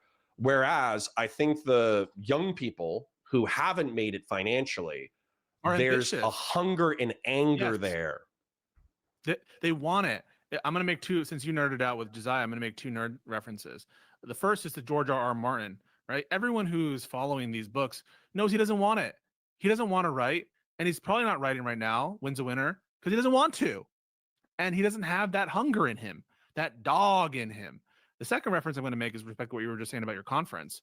Another nerd reference reminds me of the first StarCraft. In the first StarCraft game, the Protoss alien race their homeworld is being invaded, and they're like having to deal with these massive odds on this swarm that's like attacking their precious homeland and homeworld. And in the middle of all that, there's this douchebag in the conclave who's like concerned with enforcing the edicts, the law against this like one guy who's trying to help them, this guy named Tassadar, and who ends up like sacrificing, well, no spoilers, he ends up doing stuff to save the this is an old game, it's from the fucking 90s, guys, to save the planet. It's all right, I'm tracking, keep going. Yeah, what's left of it. And that's what it kind of feels like. There's a lot of these like futile fights that don't matter, that are being prioritized, or things that are like, who the fuck cares about that? So one example of that is like the seniority system in the Democratic Senate. When I hear people saying, oh, we must abide by the seniority system in the Senate, or when I hear someone like Arnold Schwarzenegger say, oh yes, we must adhere to like interstate gerrymandering priors that don't relate to what the fuck the rest of the country is going through, I want to pull my hair out. It's like, you guys are fighting for things that in the moment don't matter. Like the house is burning down and you're worried about like that, like someone spilled a drink on the carpet. And Yeah, that use a drives me coaster. insane. Use Yeah, a coaster it while the really house feels is on like a fire. good, like 60% of Democratic members in federal government were like just not honest about how they feared a Trump presidency, and like either don't have the ganas, and as in they don't have the, or they just like are not being upfront about what their priorities are. Their priorities about, you know, their own advancement and arranging the deck chairs on the Titanic. We have a super chat from Ian. A key aspect to Nick's success that doesn't get enough pointed out enough is how he's on specific key issues. He's much more extreme, but on less key issues, he's able to come off much more normal compared to MAGA diehards. I also think that there's a kind of like down to earthness about him. This guy's like a kissless virgin who, if he's gonna like fail in his movement, it's probably because he has issues, you know, in terms of his sleep schedule, in terms of his personal life, whatever that might be. That. He Right, sells that, man. Part of the aesthetic. Sorry if we're distracting. Yeah. But the part of his aesthetic, they were talking about who was it? It was either JD Vance or it was Vivek Ramaswamy, and one of them did a derisive comment towards kissless virgins in their parents' basement, eating chicken nuggets and all that kind of stuff. And he was like, and Nick did this like 2-minute rant where he's like, oh, you're talking shit about this part of the demographics. These are the people who got you elected. These are the people who are a part of your base. I am them. And he went on like a Zoomer fail son rant. Yeah. But like, here's the thing. Nick could escape. Vivek could never do that. Vivek could never do, partly because I just say it, he's Indian. And so I'm sorry. I think that, I know the polls have it really close. Like, I think he's going to underperform in Ohio. He might lose Ohio, which is swung very much to the right. So one is he's Indian, but two is he's too manicured. He's too. Whereas with Nick, well, dude, he made what, millions or billions off of selling a drug that didn't work. Yeah, in some ways, Nick's faults, and I have to be honest, this is also true of Destiny to some extent. Like his faults give him a kind of credibility or cachet with the people who look up to him. That the same is true with Trump. Kyle Kalinske talks about this a little bit. That he often quotes Trump. I forget the exact line, but Trump was like, "You got to have a little dirt. You can't be too clean." But there's a kind of like, when there is a vulnerability in whether Nick is gay, whether Nick is wants to get a wife, the shit he said in the past, that kind of baggage, in some sense, has become bolstering for him, and that he kind of owns it and leans into it a little bit for whatever reason. That goes back to Andrew Wilson, man. Yeah, go make the connection. Oh, I was going to say, if you have a vulnerability, it's another Game of Thrones quote from the TV show before it sucked ass.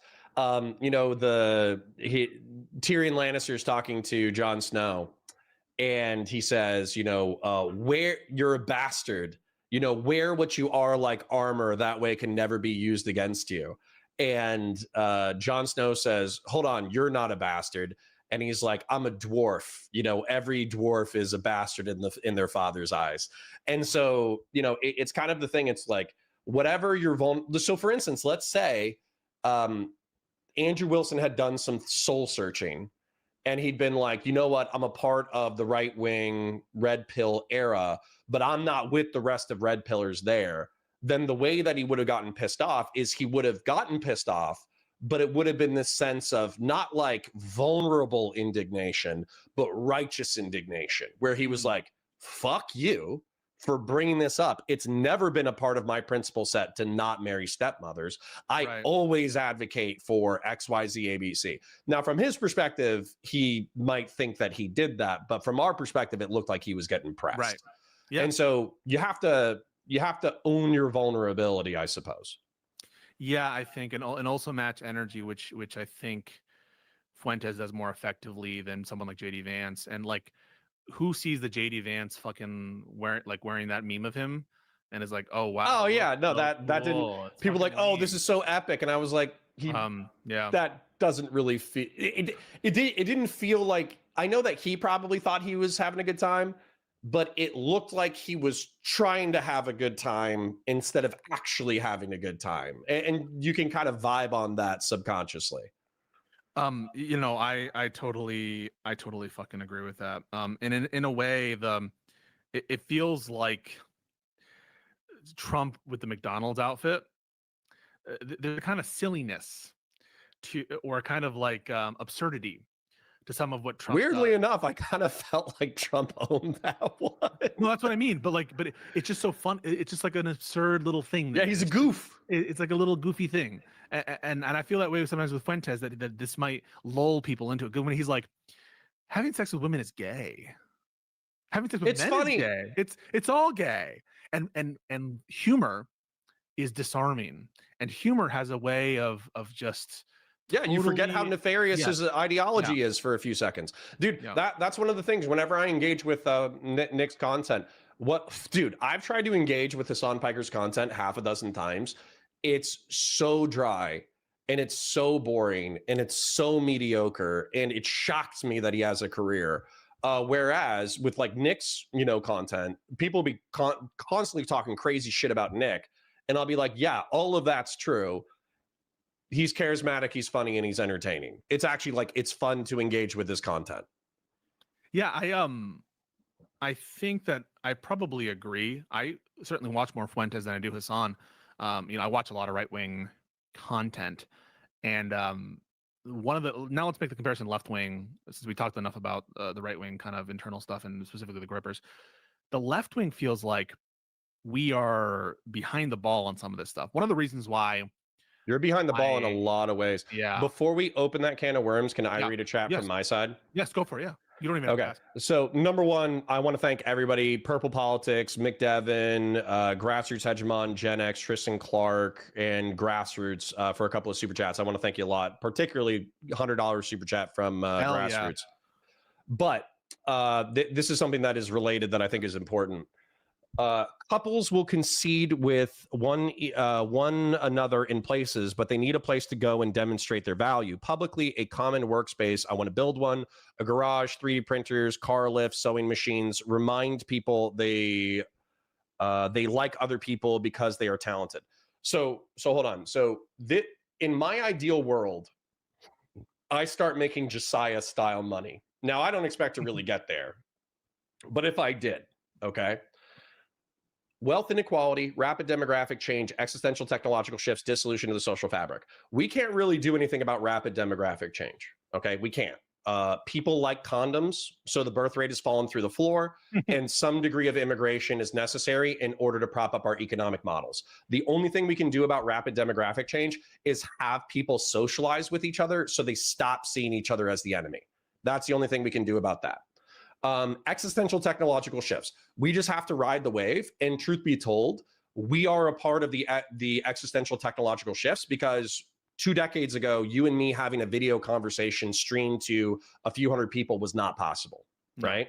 So we just have to ride the wave of existential technological shifts. And also, it could be fun, like 3D printing. 3D printing and makerspaces are amazing. Dissolution of the social fabric. Warhammer minis? What's that? More than just Warhammer minis? Those make wealth inequality worse. So wealth inequality and dissolution of the social fabric. Wealth inequality, that's like a technocratic thing that almost needs to be handled at the federal level via taxation. It also needs to be handled at the individual level, where you have to climb as high as you can go on an individual basis. I don't expect to be able to affect macroeconomics. So wealth inequality, I'm incapable of addressing. But the dissolution of the social fabric, we are. So number one, I think you and I and Twitch and YouTube politics in general is a digital third space. And so all we can really do within our sphere is try to be good stewards of our digital third space.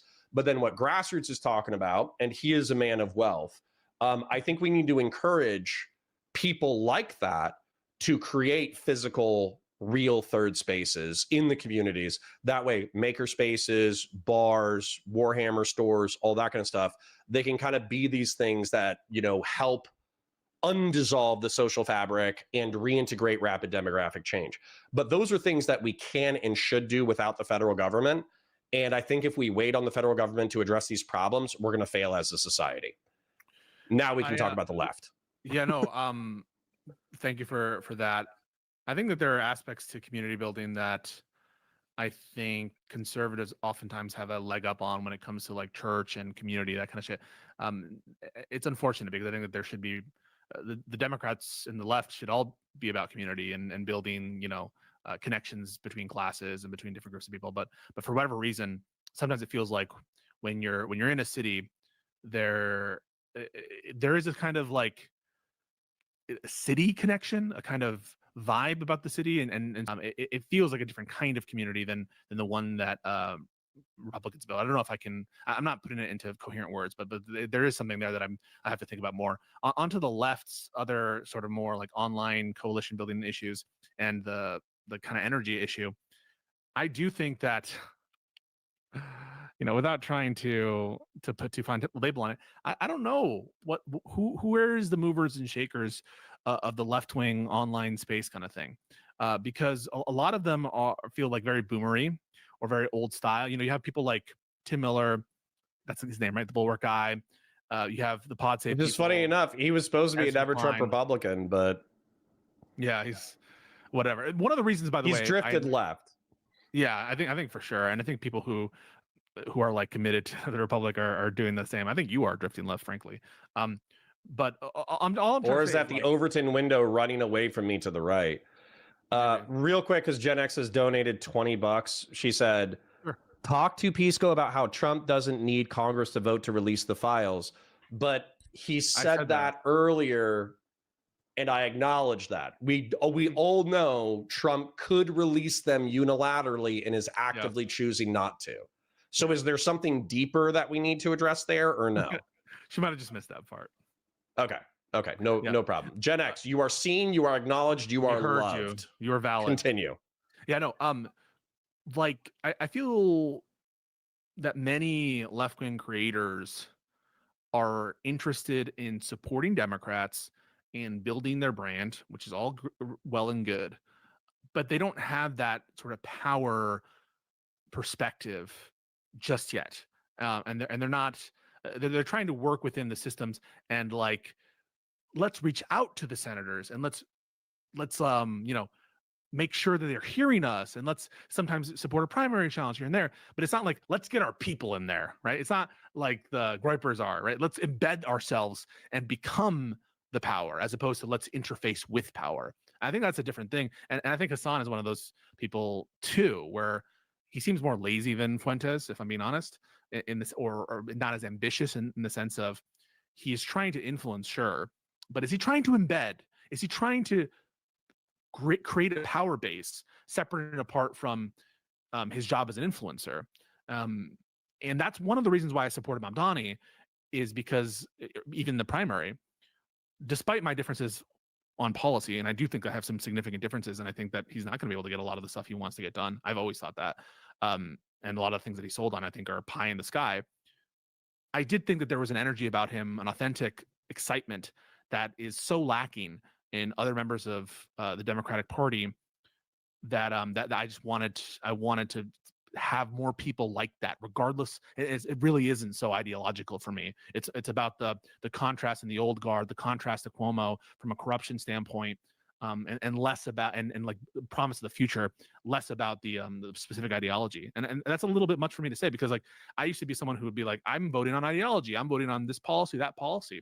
I'm not sure that that's my main concern now. I'm looking at long-term stability of the Democratic Party and what will make us stronger to preserve the country. And that is going to, I think, like we're going to have to think about this with a longer time horizon than we're used to. Well, that's where I think the girl hottest, as small as we are as a community, I think we have the right attitude. And I think that this is actually the challenge I was going to point out as you were laying out this framework. So similar to you, the actually the right wing, I suppose, just to analogize it, the 55% around MAGA is the energetic momentum, but the dissident right wing is the energetic momentum that will likely survive MAGA. And so we're probably going to be re-co-opted, in my opinion, once Trump is gone, the momentum is going to be re-co-opted by the political establishment, and we might have people who try to skinwalk Trump in order to seize power. But I expect like the deep state Republicans, the establishment Republicans, the neoconservatives, I expect them to have more influence once Trump is gone. On the left wing, though, I think you guys have a pretty difficult challenge, because if you're talking about, I was thinking of Justice Democrats when you were talking about integration, when you were talking about taking who you wanted and putting them into positions of power. But realistically, I think Justice Dems helped get the Squad elected, and then the Squad kind of got their teeth kicked in a lot. And then AOC kind of moderated, which made her a more viable politician. But at the same time, like, it wasn't the vision that the Justice Dems originally had of having like staunch, aggressive, ideological, unbreakable progressives in positions of power. Now, for me, I think the challenge with what you're talking about is the revolutionary sentiment kind of is with further left people than, let's just say, milquetoast brunch liberals. But the problem is, I would almost want to see a revolution of hungry brunch liberals.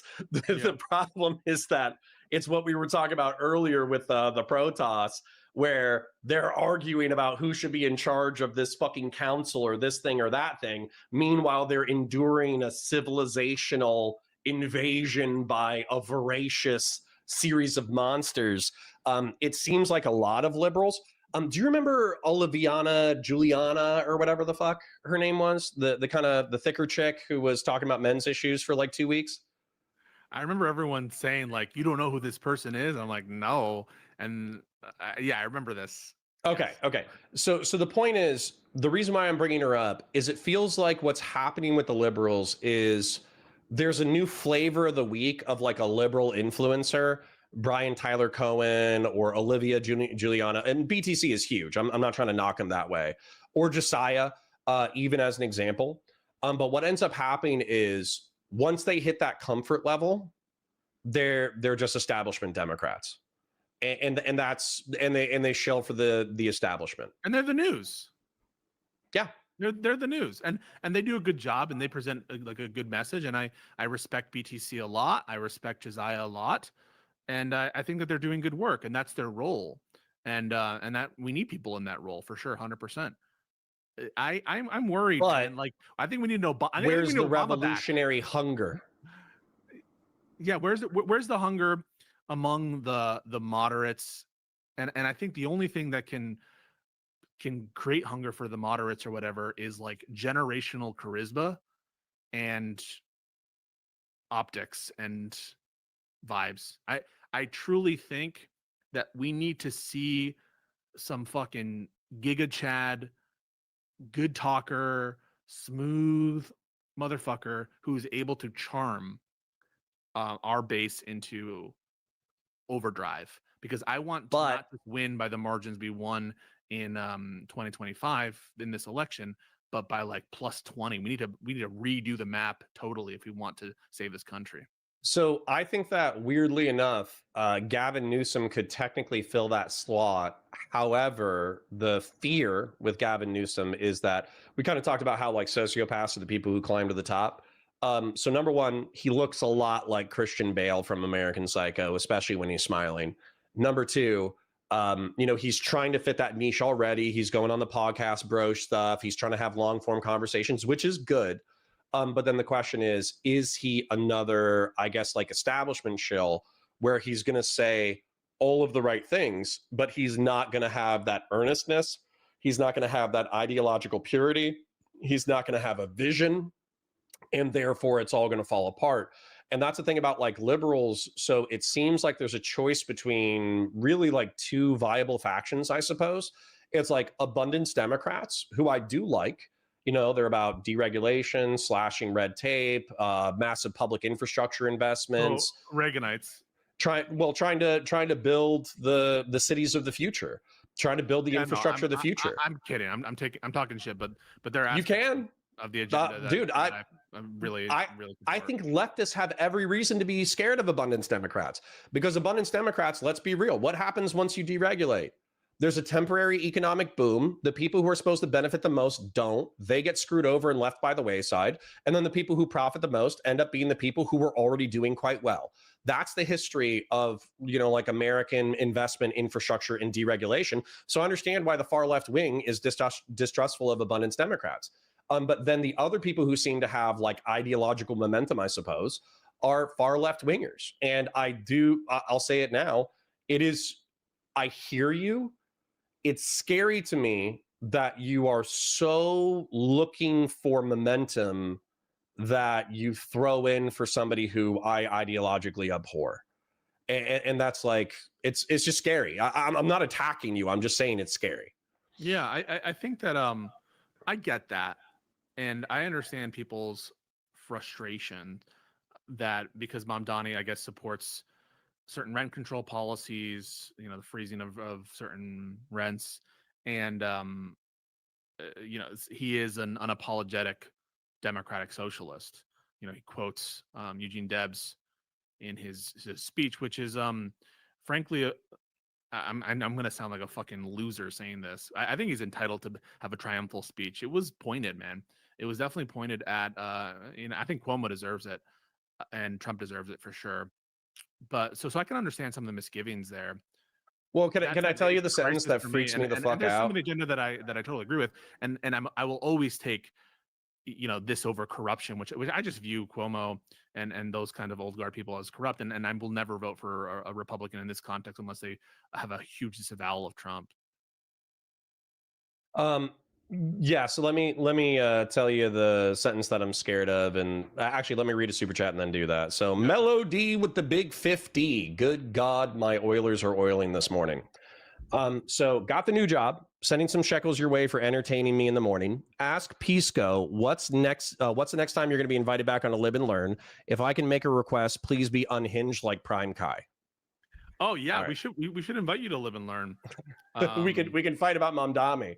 But yeah, 'cause we had Prime on, so I think the thing is you'll probably agree with us, right? Like, what were we gonna fight about? What would you get unhinged? Well, I mean, we could be fighting about the future of the Democratic Party or the future. My position is that you're already a Democrat. You're just in the closet.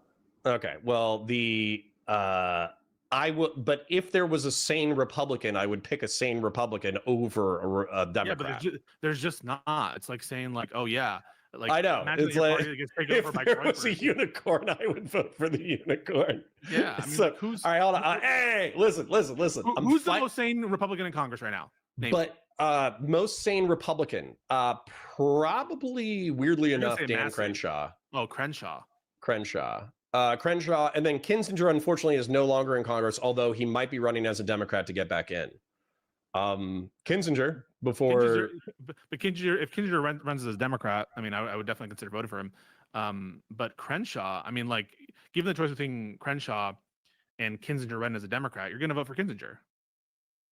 Well, probably because Crenshaw's simping for Trump. But again, once Trumpism is done, hopefully there's better options. But anyways, I do want to focus on something real quick, which is what was it? It was Mamdani. Okay. Yeah. So with Mamdani, and real quick, if people are like, "Hey, Crenshaw's a Ziocon and a neocon," yeah. But Nikki Haley, if Nikki Haley hadn't done the anti-privacy internet shit. Also Chris Christie, dude. Weirdly enough, Chris Christie, I swear to God, if he looked like Thor from the Avengers, Chris Christie would be president of the United States. I swear to God, because he would on the primary stage, he would start with something critical of Trump, and the entire audience would be like, "Boo! Fuck you!" Like, boo. And then he would yap for 2 minutes, and then by the end of the 2 minutes, the entire audience would be clapping. It was awesome. But like, anyways, all right. It's kind of his New Jersey sensibilities. So you're asking about Mamdani. Sorry, go. Oh, so yeah, the sentence about Mandani. So Mamdani said, Mamdani. What the fuck? You guys can't fucking pronounce Mamdani. Mamdani. Yes, Mamdani. Okay, so what I said, mom instead of man. You said mom dami, like you're fucking talking to your, Call. No, I mean, not legitimately, I thought that's what it was. Anyways, Mandani. Mandani? Mamdani. I have to look up Zoran the spelling. Mamdani. Bro, you just spelled it. Mandani. No. M-A-M. Mamdani. Mom. Yeah, so I would say, I would pronounce that as mom, like my mom, and then Donnie, like a girl named Danny, but I'm changing the D to an Yeah, you U. said Mamdami. Oh, You said well, Mamdami. maybe that's a Freudian slip. I don't know. So anyways, the domination aside, mommy domination aside. Did you say Zoran? Mom Donnie. Zoran, there we go. That's easier. Okay, Zoran. So Zoran said this thing where it was, there is no problem complex enough that government can't solve it, and there's no problem so small that government can't care about it. That fucking sentence is crazy to me. Now, I understand like lefty paternalism. He's like a nice guy. He smiles a lot when he's on camera and all that kind of shit. But in my opinion, the United States of America is a liberal or libertarian project. It is a project where free men and free women of good conscience are supposed to work, pay their bills, pay their taxes, and enjoy themselves. And the government is supposed to fuck off as much as possible, except when it's necessary. That's the American project. And so to have a guy say, we can solve mass demographic change, we can solve existential technological issues, we can solve the dissolution of the social fabric, and if you stub your toe on the sidewalk, that's also my problem. That is like Care Bear communist bullshit that freaks me the fuck out. I mean, there's two ways you can interpret that. In your way, in the most fucking bland, literal, maximalist vision of what he means, or maybe you could have an ounce of charity and just think, okay, maybe he's talking about like the cost of halal food and how that affects people in the city. Or maybe he's talking about little things like, I say little, but like the garbage on the street in New York. And that's something that actually Mayor Adams was like, oh, he's talking about he's going to fix. Maybe he's talking about the, remember I found out, actually Aaron told me this, that the whole thing, do you know Glusen Perez did the Banana Act thing? Apparently that's do you know what I'm talking about? Where she's like, turns out there's a law against handling fresh fruit with your kids. Turns out that was like all like not as clear that that's what the law said. And Glusen Perez like made a meal of it, whatever.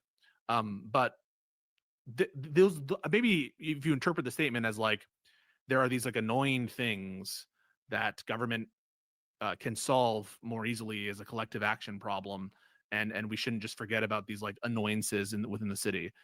Now, if you interpret it in the maximalist, literalist version, yeah, obviously I don't agree with that. I don't think government should get into like necessarily solve interpersonal disputes or like family issues or that kind of stuff. I think that there's obviously domains that I don't want the government touching. But I guess you don't want to give them my charity though, I cannot extend charity to somebody who's coming from a political tribe that I'm already skeptical of.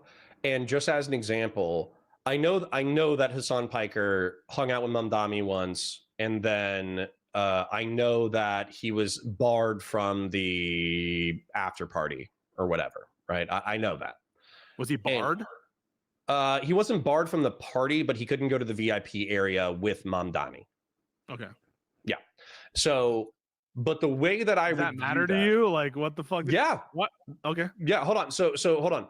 This is where, for me, I understand your, I guess your je ne sais quoi.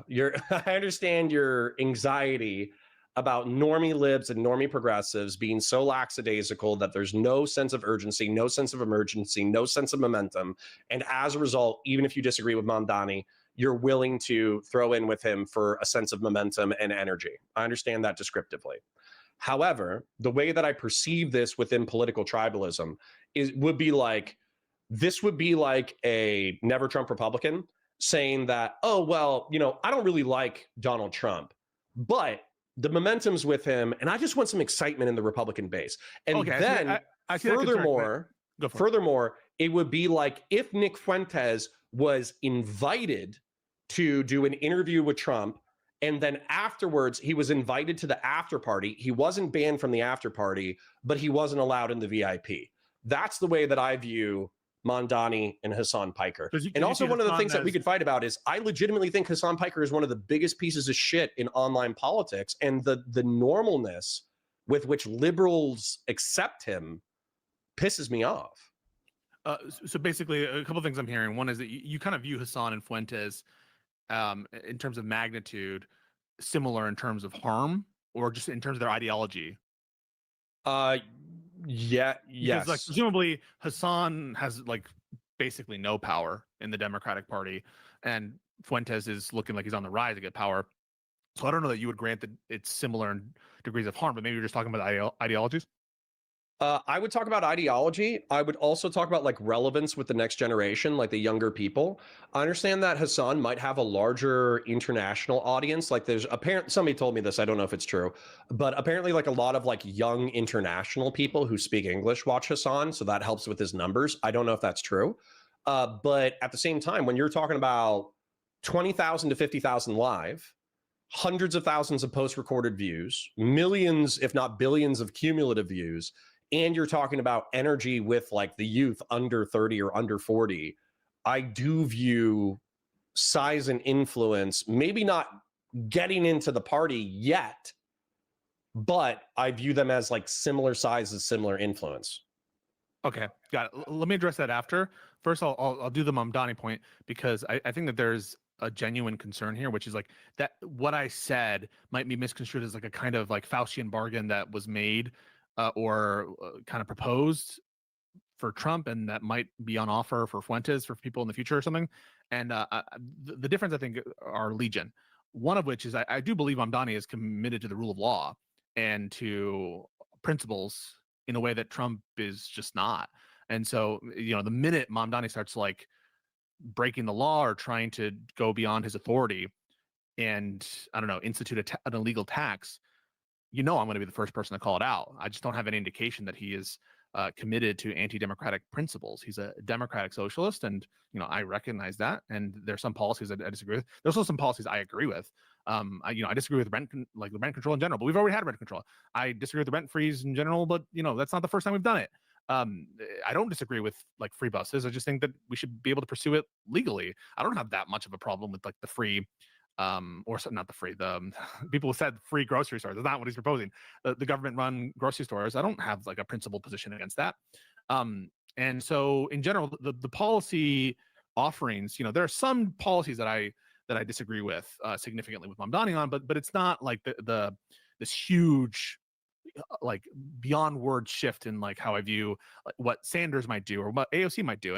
And these are politicians that I support and have always supported. And so there's a similar coherence in terms of like their political tradition in the sense of being committed to democratic principles and rule of law that wasn't apparent for Trump. Trump is a demagogue. Mamdani is not. Mamdani was not talking down to Trump voters, not talking down to any particular groups, wasn't saying things that were anti-Semitic, wasn't saying things that were trying to pin all problems on particular subsets. To the extent that he was doing that, it was a form of class warfare or class selectionism, which I think is in this context in a country that is where so much power is in the hands of a few and of elites, and we were even commenting on the income inequality. We could use a little bit of that energy. It's much less going after the weak and going after the powerful, and that's something that I respect more than what Trump was doing. But he doesn't lie as much as Trump does. I mean, I think he probably lied a couple times there. I think I saw a couple lies, but Trump is just lying everywhere. So in terms of there's more I could list off, but like I just view it as so different. Okay. This is where there's a legitimate difference between you and I, though, and this is where I actually do think that we have the ideological difference. What was supposed to be the ideological difference between Democrats and Republicans between us right now. Okay. Now, bear in mind, as I lay out this narrative, I understand it's historically bullshit, but let me just lay out the narrative that I was raised with as a kid. You have all the time in the world. So the narrative that I was raised with as a kid is that Democrats, root word democracy, are advocates for the people. And the people should live with dignity, work hard, have good lives, all that kind of stuff.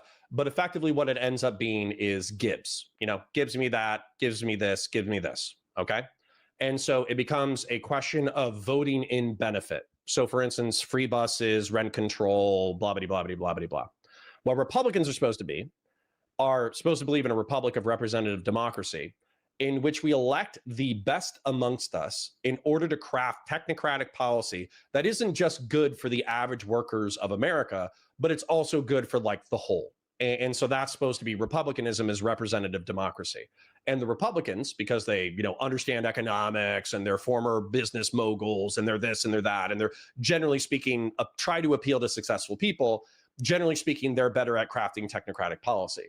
Now, within my lifetime of, I would say, the past 40 years, past 50 years, what's happened is because of Reaganite deregulation, because of neoliberal Bill Clinton policies, because of neoconservative militaristic interventionism through Bush, and then because I would actually say Obama was actually a step back towards advocating towards the people, what's happened is deregulation and kind of like anarchic chaos due to deregulation that's so drastic that to calibrate society, we probably need some left-wing advocacy.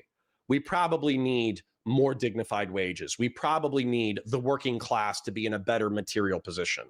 However, that doesn't change my political position of, in general, my fear is people like Trump, because he has weird left-wing economic policies, people like Mandani will use the legitimate grievances of the working class in order to rise to power and then instantiate dog shit, perverse incentive, terrible technocratic policies that actually make our societies worse. And that's my fear. Yeah, but okay, that could be true of any Democrat you elect. I mean, the similarities between Mamdani and Trump are like they're both populists. I agree. They're both that. economic populists. Sorry, they both veil themselves in populist. Use economic populist rhetoric if you want to be specific. Yeah, correct. So I don't think Trump is like truly implementing policies to like the tariffs. I think are just as much about personal corruption as any other versus policy. I don't think he's genuinely motivated to help people. I just don't think that he has that bone in his body. I don't think he's capable of it. So that's the sense in which they're similar. But in terms of personality, couldn't be more different. In terms of genuineness, I think couldn't be more different. In terms of commitment to the rule of law, couldn't be more different. In terms of Trump's story, his whole story is one of privilege and ripping people off and fucking people over and being rude and crass, where I see Mamdani's story as emblematic of America. It inspires me in a way that Trump's doesn't. Trump puts all of the world's problems on the feet of immigrants. And why is Mamdani's story inspiring? And again, this is maybe me being a skeptical douche, but like, isn't Mandani's story that like his parents, what was it, Uruguay, where his parents had immigrated to, or Uruguay, Uganda? Yeah, it was one of those. Indian Uganda, yeah. All right, it was a U country. One of those U countries, yeah. Yeah. So anyways, so he went to a U country, and his parents, I think, are like extremely academically elite. Like I would have to look it up, but I'm pretty sure his dad is like a professor or some shit. And I think his mom, the immigrant story, obviously, is his mom. He's an artist. Yeah, I mean they're academically inclined. I'm not saying they're poor. I'm not saying it's a rags to riches. The story that inspired me is like, he's not even a first generation American. He was born. He's not a natural born citizen, but he's an immigrant, a Muslim immigrant who has come to this country and become the mayor of New York City when at a time in which prejudices are rampant, 20 years after, I want to bring up 9/11, after there was a huge rash of, anti-Muslim attacks and stuff like that. And yeah, just basically coming from like a more normal household that is able to integrate itself into New York and into the United States. That to me is an inspirational story, as opposed to like Trump, who's bombastic and a cheat and a liar and basically a scammer. Like, this is a piece of shit. And so like basically on every ground other than this populist rhetoric, they're so different, and like they're obviously so different. And so when I hear this comparison of Mandani to Trump, they both kind of inspire a kind of loyalty among a particular base, and they have this populist rhetoric. But like, in what other respect are they similar? Well, yeah. So I think it's the I'll just be charitable and say economic populist rhetoric, and say that's like the main crux of it. But the reason why this is frustrating to me, I suppose, is and by the way, we should probably talk about Islamophobia in a second. My Islamophobia specifically. What do you mean? Yeah, you want to fight on live and learn? Let's talk about Islam. So like, You think like I'm a fan of Islam? no, but let's just say I'm probably more Islamophobic than you guys. Although prescriptively we might be more aligned than you would initially think. I'm a critic of most Abrahamic religion, or all of it. Sure. I guess I'm Christian phobic or whatever phobic. I kind of roll my eyes at the term. I'm going to be honest.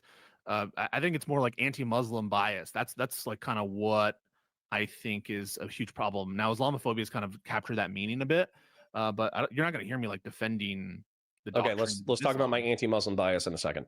So the the economically populist rhetoric. Okay, you have to understand that the same way that I think that Trump is kind of an idiot chasing cars, but realistically, there are people who hid their power level in order to get into the Trump administration and are integrating nefarious policies as a result. That is the way that I, Groypers or Groyperlites, like, who is it? Stephen Miller is a Jew, but he's like a super Zionist, and he's also like borderline in American like ultra nationalist. Like, he doesn't have specific bad things to say about Black people and Hispanic people, but he's effectively like hostile. Anybody who doesn't have citizenship, he's hostile to. Anyone who's been naturalized but like speaks against Trumpism, he's hostile to. Anybody who's not down with the MAGA agenda. Sorry, what's that? I grant that. How does that bear on Mandani? Okay, so what I was going to say is Mandani himself, I don't really care about the personality. I'm more talking about like policy, and I'm also talking about the what would you call it? Like a bellwether, like a flag of where the political winds are blowing. He's more, to me, he's an indication of where the political winds are blowing. Where what's happening is you, a liberal and progressive, are comfortable with Mandani because even though 5 years ago, 6 years ago, he was like BLM, defund the police, open socialist who was quoting the Communist Manifesto, now his policies are effectively social democrat, so you're Gucci with it. And then same thing with Hassan Piker. You're like, oh, Sanders, Hassan Piker's a nobody. Fuck him. Who gives a shit about Hassan Piker? Sorry, go ahead. Sanders like went to Cuba and like I don't like Sanders either. I think Sanders hides his power level like a motherfucker. I think Sanders was a socialist or communist, but then he realized that America is not ready for socialism or communism. So he effectively became, in policy, a social democrat while trying to rehabilitate the term and concept of socialism. I think the same thing of AOC, by the way. Yeah. Okay. I mean, I hear you. I think that a lot of the ideas of communism and socialism are cringe. I don't call myself a socialism or communism, but I am willing to, if you're a democratic socialist committed to the rule of law, I am willing to abide your presence in a democratic coalition and even vote for you. I voted for Sanders in 2016 in the primary. I voted for Sanders in the primary in 2020, even after Biden had clinched it. I would vote for AOC if she were my congresspeople. And so, I'm not. I'm sorry for laughing, but I view the MAGA movement, the people who are like, oh, January 6th was bad. I view them as Democratic Groypers. Like that. That's how I view it. They're like Groypers who are committed to the Constitution and the rule of law. But if they could have a Christian nationalist theocracy with a God King at the head, they would. But they know that's anti-constitutional. Who are you comparing to Groypers for Jan 6? I didn't understand that at all. I view democratic socialists. Okay. As, let's say that Groypers threw democratic on the front end. That way you knew they were the good guys. That's how I view democratic socialists. Because you don't actually believe they're sincere, the democratic socialists, that they would adhere to rule of law and the Constitution. I just have a different intuition about their sincerity. And the reason why you're laughing at the Democratic groyper is because everyone knows they're insincere about that. But like, I just do think that Sanders and AOC and them are sincere about their commitment to the rule of law. I don't think that they would do it, and I don't think Mandani will either. And if they do, I'll be the first to call them out, and you know I will. And I definitely will not just be. You started this conversation being like, I can't wait till the Democratic majority comes in, and you're just like standing for everything they do. There are definitely things on which the Democratic Party I agree with, and certainly a lot that I disagree with, and I've been vocal about all of it. But I'm also I'm serious about these principles, and I think what you're saying is like I'm the sheep letting in the wolf in the sheep's clothing, and so I'm kind of being taken for a ride. I just have a different impression about these people's sincerity, and I don't know why you think differently. You can, and by the way, like you could feel about them the same way that I feel about like Peter Thielian techno-feudalism, okay? Because realistically, what like Peter Thielian techno-feudalism, if you listen to some of his interviews, for instance, with Ross Douthat, or if you listen to, I watched another interview with him, I forget who it was with, but it was a good interview. If you look at it, Peter Thiel, despite being friends with Jeffrey Epstein as recently as 2017, what he is allegedly all about is that he believes that American tech innovation is stagnating. That if you look at what happened in the 20th century, the refrigerator, air conditioning, the telephone, I already said air conditioning, the internet, military industrial complex innovations, radar, LiDAR, all that kind of stuff, all this stuff was an explosion of tech innovation. And what he sees is as we are evolving as a species, he sees like a funnel that we're kind of like heading into right now, where tech innovation is stagnating and it's becoming increasingly centralized within computers. And so what he's trying to do is he's trying to deregulate from the federal government, and he's trying to focus on AI and Palantir and whatever their investment firm is and all that kind of stuff. And they're trying to create the tech innovations necessary that are foundational in order to usher in the next generation of technological abundance that's going to like unleash the productive capacity of the human species. You're not a Thielite, are you? I'm not a Thielite. I'm just trying to highlight his because he's written like basically that democracy sucks and that it should be but he hates democracy because it restrains his capacity to do what he wants to do.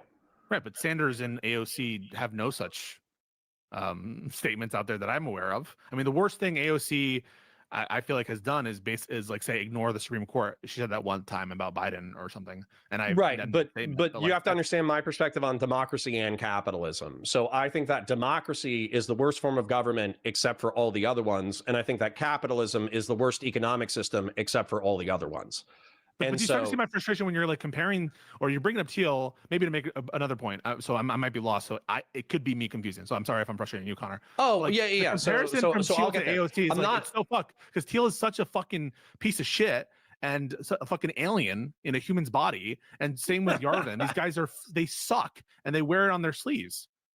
Well, and that's where I was going to get to. So it's the same thing with Elon Musk, by the way, because Elon Musk, even though they have like a different flavor of techno-feudalism, they're effectively pushing for the same project, which is you need to unleash the great men of society through deregulation so we can do what we need to do to advance the human species. That's effectively both of their political positions. And that's why Musk was a part of Doge. So anyways, so this narrative, though, there is an appeal. I'm not a Thielite, I don't think, but there is an appeal to the next wave of military industrial complex technology, which we could discuss if you wanted to a different time. There is an appeal to Starship, for instance, which is a rocket that can go 17,000 kilometers an hour across like near Earth orbit, and it can lift 300,000 pounds worth of gear. That's effectively like blow up. What does it have to do with the Democrats and the Democratic Socialists? So what I was going to say is, those ideas, while they can allude to things that I'm interested in, like space colonization or the next entrepreneurial tech wave or the next advancement of human beings, it's a siren song. The people who are singing me this song are ultimately dangerous. And so what I'm worried about is with AOC, Bernie Sanders, Mandani, becoming normalized within the Democratic Party, and I view you as a part of that normalization. You can say like, oh, well, subsidized bus fare is great for the working class. Rent control is, it's not my favorite policy, but realistically, in a city as big as New York, it's necessary to some degree. Like there's going to be I don't agree with that, but it's already here. Rent control is here. Well, Well, that's what I'm saying. But even if you're not a part of that specific sanitization, your acceptance of their acceptance within the Democratic Party, it's going to normalize those ideas to the point that there's not an immediate. If I say food, water, and shelter should be free to every person within the United States, and it would be good if people owned a stock share of the companies that they worked for. Does that like immediately throw off your like socialist revolutionary bells? Does it? It signals to me a kind of socialist rhetoric. Yes. Okay. Anything about like sharing in the ownership structure as like right, because Marxist socialism is the decommodification sure, of basic human needs and workers owning the means of production, right? It signals that, but Trump is saying that shit.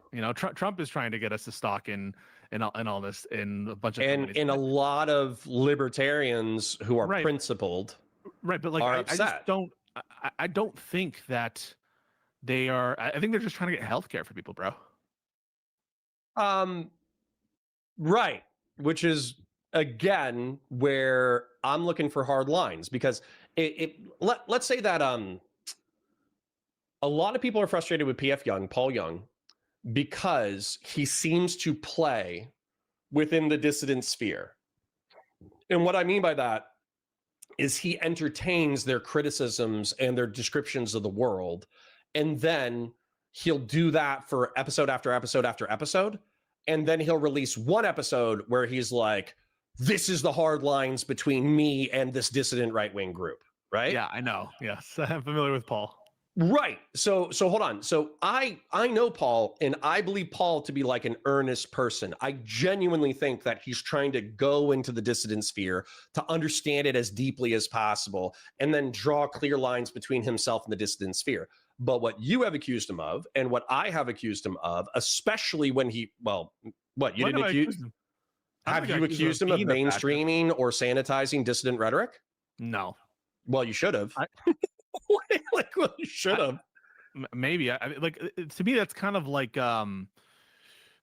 he did a debate with Big Joel where he was like steel manning Nick Fuentes for like 2 hours. Oh, I'm sure he does that. I just didn't bring it up with him. And I'm okay, but do you feel that? My sense is that he finds. By the way, I love Paul. So Paul, don't take this as shit talking. I'm trying to be descriptive. I think he's a fan of Nick Fuentes. Okay, I'm sure there's people who would disagree with it, but I think he's a fan. So I think that he would disagree with that characterization, because he would say that he was trying to explore all the dissident people in order to understand them at the maximal level, so he could draw a clear line between him and the dissident right.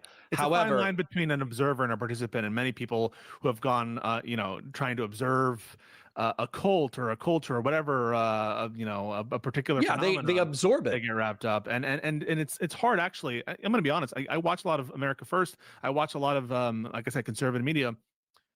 He's a funny guy, and if you don't have your guard up, all the time, you can get lulled into this kind of like the rhythm of his dialogue. And so, I don't think that I'm someone who's like my initial inclination is very often to reject things, but so I feel like I have a good inoculation to not get in that mold, and because I'm already so like lib-pilled or whatever, like okay you're the best liberal, Pisco. You will never be suckered in. I'm just saying, like, maybe, but the thing is, my guard might be down. The reason I'm saying this is my guard is up for Fuentes, and your kind of point is like my guard is down for Mandani, AOC, Bernie types, and that's what I'm trying to draw the connection there, which is like, and I think you're bringing home a point about PF Young, and I think that's actually no, you cut to the heart of it immediately. Okay.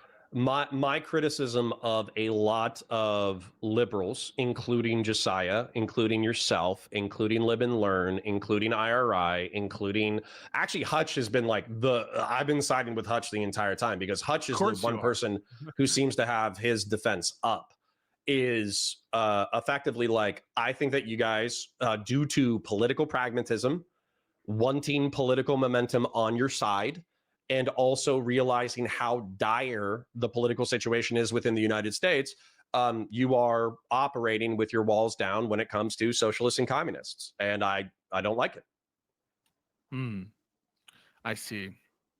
Yeah, I mean, dude, you do you. I understand politically and pragmatically. Like, so for instance, when you were saying I don't ideologically agree with Mandani, but On everything I said. On some stuff I do. yeah, but realistically, that's where the political momentum is, and I'm so starved for any kind of political momentum whatsoever. I'm willing to make an alliance of an alliance of pragmatism.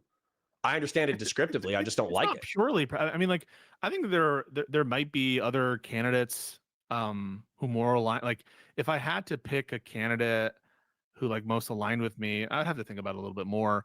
I'm sure Mamdani is not the perfect fit there, but yeah, I think that in that context, he was the most viable alternative to Cuomo, and I viewed Cuomo as more of this like feckless, corrupt people who had basically led us to Trump. And I don't view the Democrats as solely responsible for that, but I feel a lot of their tendencies didn't help. And so I'm looking for an alternative. That is not, strictly speaking, ideological. It's a personnel issue and a character issue. Those are the things that most motivate my vote beyond the policy. If you swap Cuomo and Mamdani's policies, but you keep the character, you keep the my intuition about them, like I'm sure I would vote for Mamdani as well. To me, it really isn't an ideological issue here. It is about the future of the party, about getting rid of corruption, and making sure that like who we're voting for have the character of putting people at the heart of things and not being selfish, right? Biden was selfish in many ways. He has a selfish streak to him. And I hate that because he also has a selfless streak to him as well. I don't think that he's a purely selfish person in the way that Trump is. But the Democrats who can't think about the greater good, that is a toxin that we just need to excise. Maybe Mamdani will end up like that. Power has that kind of effect on people at times, and so I'm not naive in thinking that he won't be. But like some of these people are all about themselves, all about the ego, and at the bare minimum, Mamdani, yeah, did he give a fucking worldview in a paragraph? Is it overly simplistic? I am certain he won't be able to achieve many of the goals, and that some people will be very disappointed. I'm certain. Sure, and but I'm just going to point out the parallel, yeah. even if if you don't think this is totally parallel, that's fine. Phil Labonte, because he's a Tim Pool. Oh, the Tim Pool guy, yeah, Tim Pool guy. So he's also the lead singer for the band All That Remains, which is independently commercially successful of his podcasting career. But as a Tim Pool guy, we had a conversation maybe late 2024 before the election, and I was like, "How the fuck can you be a Trump guy?" You know, because I just wasn't getting it. He's libertarian, he's pro gun, pro market, pro this, pro that. But Trump is such a fucking disaster. How can you be a pro Trump guy? And his argument effectively to me was, well, Trump isn't perfect, but the guardrails will hold. That was his argument.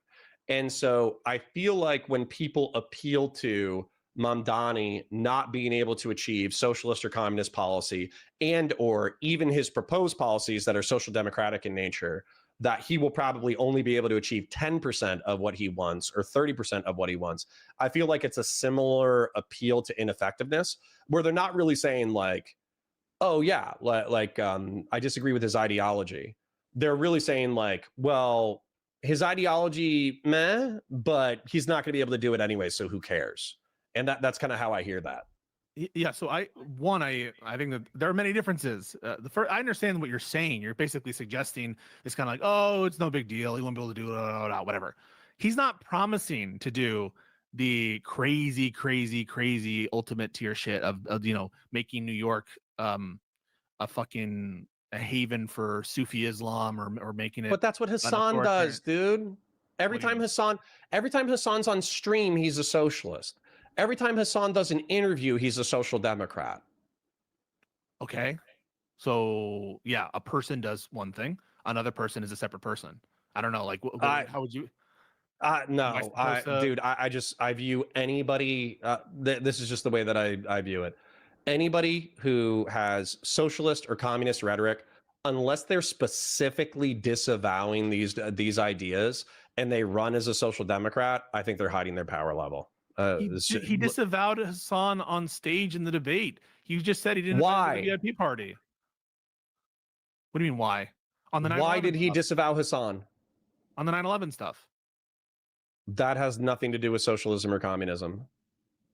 Oh, you're saying he's hiding his power level? He's not. He quoted Debs. You can't say that he's hiding his like. What are you talking about? I think he's what he appears to be. Quoted Debs? Eugene Debs. What did Eugene Debs say? I don't know the quote exactly, but he's like the most famous American socialist. He ran for president like 3 or 4 times. Here we go. The super chat. Sorry. What is missing from Connor's argument is he approaches socialism as inherently dangerous and without evidence. If Zohar Mamdani had free reign to do whatever he wanted, what is the worst thing he could do? That's the next point I wanted to say is like the office of the mayor is different than the office of the president, and so I think that there's a more viability in the argument that if this was my lead argument, that the guardrail will hold him in. But the 2 main lead arguments that I have are Mamdani is committed to the guardrails, I think. And if I didn't think he was, I wouldn't vote for him. I think he's committed to the guardrails.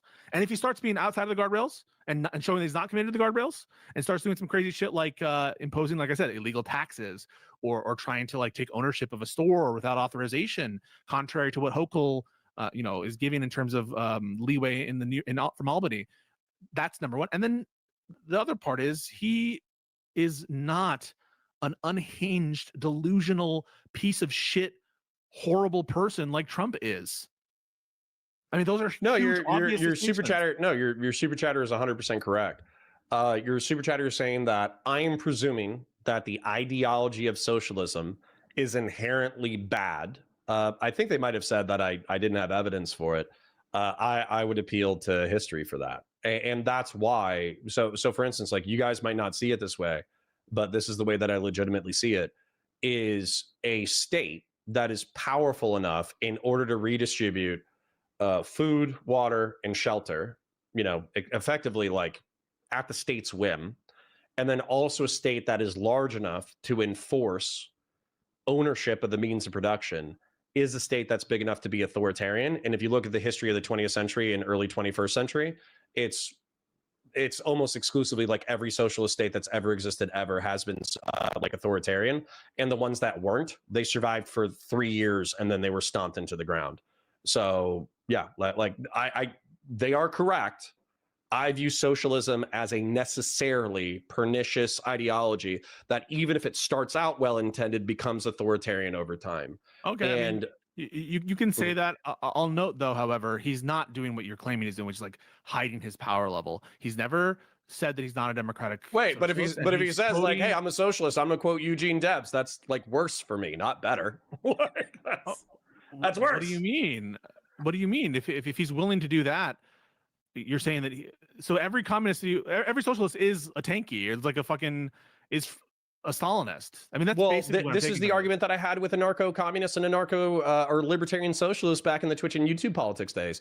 Is once again, like, if you want to go live on a fucking farm and decommodify basic human needs and have workers own the means of production within your little like polycule and you raise like goats and ducks and shit, you do you. I don't give a fuck. Okay. But if you want society to be socialist, then I think it's necessarily authoritarian. Okay. We don't necessarily have to disagree or agree on this because we're probably just going to run in circles around the topic. Yeah. But the whole point is that I feel like a government that is large enough in order to decommodify basic human needs and have workers own the means of production is a government that necessarily will wield so much power that it will become authoritarian because there will be challenges to that power. It's the same conversation that Ethan Klein had with Hassan Piker, where he was like, well, you believe in democracy, right? And Hassan was like, yeah. And he's like, you believe in, freedom of speech and freedom of conscience. And Hassan was like, yeah. And then he was like, oh, well, what would you do if there were capitalists who were gaining political momentum within your socialist society? And then Hassan was like, oh, education. Yeah, re-education? Dude, really? I mean, Hassan is not Mamdani. Really? Hassan is not Mamdani. It would be like Hassan is not Mamdani, but I view Mamdani as a step towards Hassan. Ideologically, if we're in the political spectrum, you are to the right of Mandani. Okay, descriptively, within the left-right dynamic, you are to the right of Mandani. Yeah, Mandani, I think, is substantively to the left of you to the point that effectively, if he could snap his fingers with the current popular will that he has, he would govern as a social democrat. Okay. and he would institute, like, for instance, you made a joke like, we just want health insurance, bro, or we just want healthcare, bro. That's what I think that he would institute at this point. But I think that he is normalizing the rhetoric and ideology of people who are further to his left. And I think that you ignore this or sanitize this at your peril and my peril, truth be told. So you're advocating for a civil war and for us to do what? To unite the coalition of girl hottists. So the two right-wing liberals and the libertarians. So the two libertarians who don't vote for Democrats and the 5 never Trump Republicans who are all becoming Democrats. Yeah, and the liberals. You motherfuckers are already voting for Democrats. Yeah, but if the Republican Party becomes sane again, then maybe they'll return. But then they're sane, and then I don't have to worry as much. I mean, yeah, I mean that's the goal. I think your the goal. Would you rather have? So, for instance, like I say some anti-Muslim bigoted statements, but in general, I'm chill with like my Muslim neighbors or whatever. Maybe I make like a homophobic joke about how gay dudes are promiscuous sometimes, but realistically, I have gay neighbors and we get along excellent. I talk about like Asians, I don't know, driving poorly or some shit, but realistically, I love Asians. Like, would you rather have my level of bigotry and my level of right-wing politics, or would you rather have MAGA and the dissident right? And I think the clear answer is you would probably rather the right wing have my politics. Yeah, I would rather the left wing have your politics rather than Mamdani or Hassan Piker. I mean, I agree with that, but I just feel like you're a racist Democrat. You're not a Republican at this point. I think you're trying to preserve... a racist pro-gun Democrat. Yes. I don't really, and I think. I mean, that's a Republican, bro. I don't think so. I think we'll have to end on this because I first of all, great conversation. I love this conversation. I think that you are deeply, deeply in the closet, and you're looking around yourself, and you're trying to find the like-minded individuals who are like you, and they fit on a finger, on 5 fingers, and the ones who are like-minded, like Kinzinger, are going to the Democratic Party, and you're still fighting a lost war. You lost the war. You lost the war 8 years ago. Yeah, but what's weird about this war, okay, because I feel a great calibration coming in. I feel a great reckoning coming. Is that, like Littlefinger, I think we all love Game of Thrones here. Chaos is a ladder, right?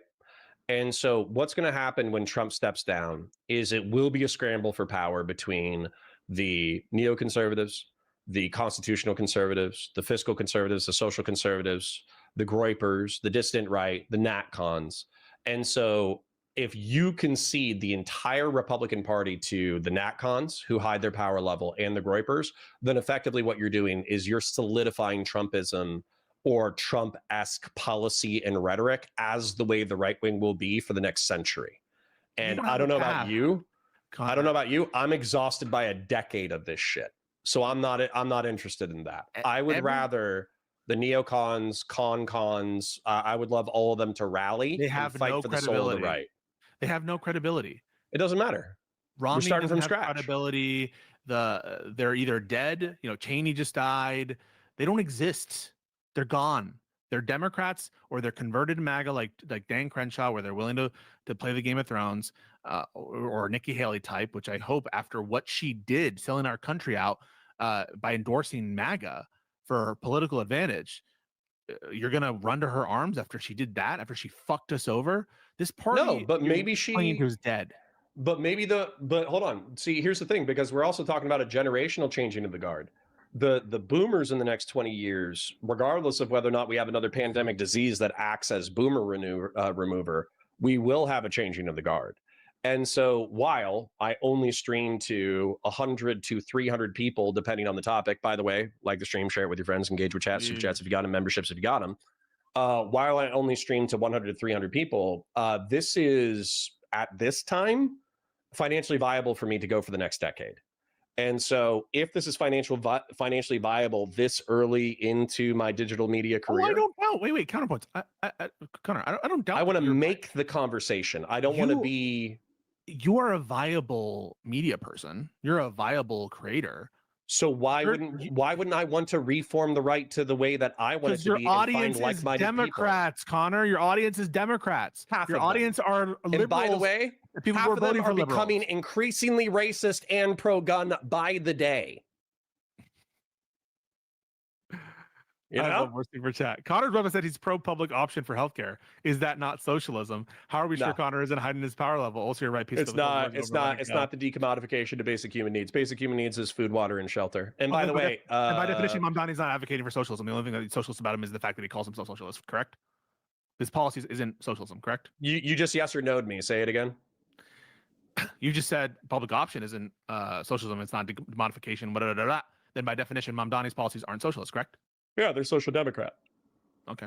So in what sense he's hiding his power level. So he's only a socialist because you, without evidence, say he's hiding his power levels, even though he's quoting Eugene Debs and specifically not hiding his power levels. And that's it, because he calls himself a socialist. Well, I think democratic socialists are hiding their power level as well. AOC and Bernie. Yeah.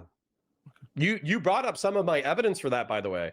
You brought up that like Bernie Sanders traveled to Cuba and traveled to the Soviet Union. Didn't he fucking honeymoon in the Soviet Union at some point? It's a different time, bro. I don't know what Soviet Union. It was a different time. It was a worse time. The Soviet Union was more authoritarian and more I don't know socialist. if he went to the Soviet. I don't know if he went to the Soviet Union specifically. It's fucking cringe, and you're basically It's saying, cringe to hate socialism. No, it's cringe to like ever glaze for like Castro or whatever, or glaze Soviet Union if that's what happened. I don't think that's Yeah, I view that. I view that as worse than cringe. I view that as like, aligning yourself because he with went the to ideological enemies of the United States. He went to Cuba one time, and so I think he's had and praised Castro, and went to Venezuela and praised the Maduro regime. And he said, prior to Venezuelan collapse, he said that the American dream is more likely to be realized in South America than it is to be realized in the United States. You know what? That was pre-collapse. You know what Bush said about Putin? What? He's a nice guy. He knew he could trust him because he was wearing a crucifix, and he knew he was a good guy. Like, bro, Bush is dumb sometimes. What does that? Yeah. What does that have to do with anything? You're like willing to be and say that Sanders wants to institute a 1,000-year communist Reich in America because he can't. Your evidence for that is honeymoon in Soviet Union. He went to Cuba. Yep, and also praising the Maduro regime as recently as like what 2006, 2004. The Maduro regime, you understand, like the Maduro regime is explicitly socialist, and that they nationalized the oil in order to decommodify basic human needs and have workers own the means of production. As a result, capital withdrew, and as a result of that, I'm not Venezuelan society collapsed. I'm not a fan of Chavismo. I'm not a fan of Maduro. I think they suck. I don't think Bernie. Dude, but do you understand how like this is small comfort when what I'm saying is, hey, bro. Listen, I'm really anxious and defensive of the far right, but I want to fight for the right wing that I want to see in the future. And you're like, hey, bro, the water's warm over here. Listen, let me splash the water around in the Democratic Party. The Democratic Party is great, but also Bernie Sanders, AOC, and Mandani, they're not that bad, bro. They're actually chill, bro. If you want to fight, they love the food that you love, bro. If you want to fight for the soul of a party, you're gonna have better luck in the Democratic Party than in Republican. I would, but it's politically, it's almost like too politically expedient. You want the cachet of saying you're the last good Republican because you don't want me in the Democratic Party. Do you know why? Me on that wall. You want me on that wall. Yes. Say words like honor, duty, respect. We say them as a honor, courage, and commitment. Yes. Yes. Whatever. No, yes. Unironically. Punchline. Dude, you don't want me because if I came over there, you guys have so many people who are low T, like it's bad. And then not only are so many people low T, I would red pill everyone on guns. You guys would effectively become like a pro-gun party. Like, why not do it? You would also be Islamophobic, and it would be based. If you're so confident, why not do it? You're not going to get anywhere with these freaks. I mean, the new generation that you're talking about, the new guard, they're Nazis. Well, you know where I'm really going to stay? I'm going to stay in the coalition of girl hottists. I'm going to stay with the half of my audience who are maybe 60%, half of my audience who are right-wing liberals who think liberals are pussies, and I'm going to stick with the libertarians and conservatarians who actually want to preserve the Republic You of the guys United are all States. Democrats in denial. You're Republican. My hold on. libertarians would piss you the fuck off. Okay, I mean, I'm sure you have some conservatives in your audience, but like you yourself, you voted for Kamala. You yourself, you are. You know what that basically see means? The Democratic Party is the only viable opportunity to save the country. You want me to win. You want Democrats to win. Okay, then guess what? You guys have to be pro-natalist, pro-family, less abortions, less drugs, You won't do more shit. guns. You won't do shit. Yeah. See, Your wife is see, in but that's DMs. it. That's where if it was real, like if the liberals, if the Democrats, if they actually wanted me, okay, if they actually wanted me, there would have to be a drastic cultural shift. No, I'm not And saying we want you. I'm what- saying I'm not saying we want you. I'm saying we have you. No, I don't think so. But anyways, the point is, if I go to war with my chat every other day over Hunter Biden being a fucking degenerate and a piece of shit, and Bonnie Blue being a fucking degenerate and a piece of shit, I don't think we're on the same page. You're forcing disagreement in like these conversations, debates that are as old as fucking dirt. That's what you have to do. Like you're not in any respect defending Trump basically on anything. You're not in any respect defending basically any Republican of any prominence. Save for like weirdly the enough, last few. But weirdly enough, the reason why I don't defend Trump is because Trump doesn't align himself with. Like, I actually asked this to Will Chamberlain, believe it or not, and he actually had a really good answer. I was surprised he replied to me. But He blocked me. yeah, well, he's annoying as fuck, and he's like one of the biggest Trump dick suckers on the internet. He blocked me because I defended Hassan because he was like, deport Hassan. I'm like, what the fuck are you talking about? You're wrong in the legal analysis here, and he blocked me. Yeah. So and by the way, why are you defending Hassan? And by the way, illegal, I'm running. If I run for president of the United States, my sole platform is like firing Hassan Piker from a trebuchet into the fucking Atlantic Ocean. What the fuck is wrong with you? That's like the basis of my entire presidency. So, anyways, the Will Chamberlain. So he was like, oh, anybody who goes against Trump isn't a conservative, and I was like, Trump isn't a neoconservative. He's not a constitutional conservative. He's not a fiscal conservative. He's not a social conservative. He's not a Burkean conservative. What kind of conservative is he? And what Will Chamberlain actually responded with, which I thought was coherent, national conservative. And so what NatCons are, you should Google their platform, but they're effectively like economic and demographic protectionists. That's what they are. And so the fight for the soul of the party, there's still plenty of neocons. There's still plenty of cons. There's still plenty of Burkeans. There's still plenty of all these different conservatives. They are just under the thumb of Trumpism. And so when Trump's gone, the power vacuum, that's the time to fight. And if I get bored or if I lose, then maybe I'll come over to the Democratic Party and try to make you guys pro-gun and racist. Who's a Republican of prominence and anti-abortion? Who's a Republican of prominence that you would rally behind? It would be a capitulator. It would be someone like Nikki Haley or Sununu or Christie. Or Christie didn't. Yeah, it would be. Yeah, it'd be like Christie if he actually got into shape. Like if Chris Christie called me, we could lift weights together. Nikki Haley, Dan Crenshaw. Basically, anybody you call a rhino is probably somebody that I'm a fan of. Yeah, but most of them are capitulators. Even Christie initially, right? But but that's where the soul of the party needs to be fought. So, for instance, like Thomas Massey and Marjorie Taylor Greene standing up to Trump and standing up to the MAGA movement right now, I actually view that as a good sign that the coalition is cracking. They're lunatics. So what? I agree in some sense, but they're lunatics. Yeah, but they were okay. Massey wasn't Trump's lunatic, but MTG was. So if you have somebody who was as in the paint, MTG was super, super, super pro-Trump. If you have MTG breaking ranks over the Epstein files, the coalition's cracking. It's the perfect time. Chaos is a ladder. I think your optimism is ill-fated. I think you should take the Band-Aid off, take out the stitches. You're a Democrat now. You just want me to vote for Mandani. That's what you want. I don't think you're not going to have an opportunity because the Democrats you're going to have on offer. Are you in Florida? Yeah. They're going to be some fucking Abigail Spanberger looking ass some more committed capitalists looking ass. So you're not going to have an opportunity to vote for Mamdani. But in the national election, I would expect you over JD Vance to vote for AOC, and you're now going to tell me that you would.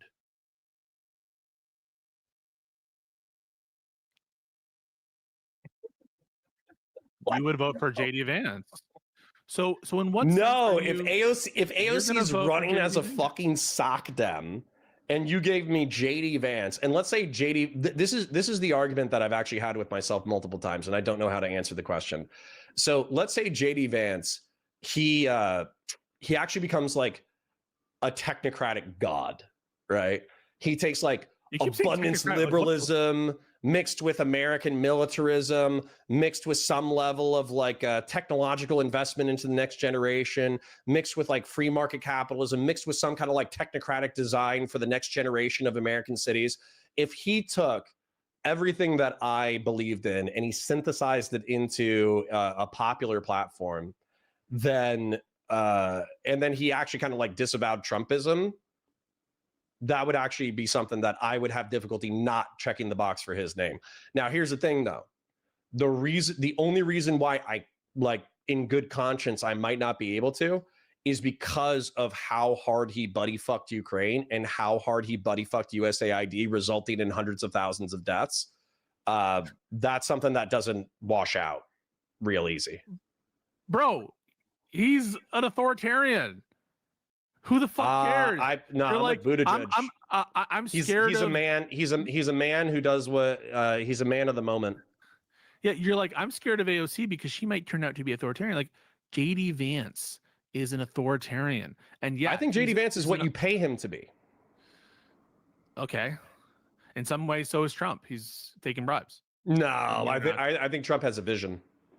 What's that vision other than enrich myself and? Well, it's delusional. Trump's vision is delusional, but Trump's vision is that he is Napoleon. He is Alexander the Great. He is Julius Caesar. He is the great man of the American moment, called at the time of the Lord of the Rings style civilizational collapse in order to right the wrongs. And he's delusional enough to think that fucking with tariffs and shutting down immigration, he saved Western civilization. But I do think that he has like a great man mythos about himself. So would you vote for Trump over AOC? Gun your head? No. But I would kill myself at the airport. This is like, I don't know. It doesn't really make sense to me. Yeah. Well, let's fight about it another time. Are you still going to be streaming after this? Yes. Okay. Well, Connor, this was great. I really just love when you and I can have a nice chat without any other bad situations or us yelling at each other and just, bros being bros. What do you think about that? Wait, sorry. You said that you had an excellent conversation and you love hanging out and being bros being bros? Yeah. Oh, I can't read into you because you've disabled it. Why do you keep doing that? I don't think I disabled it. I don't know if Valor Media Network ever set it up. Oh yeah, you got to do that, bro. Because I want to. So guys, go follow Valor Media Network on YouTube. Go follow Counterpoints Politics on YouTube and Counterpoints 40K. Good.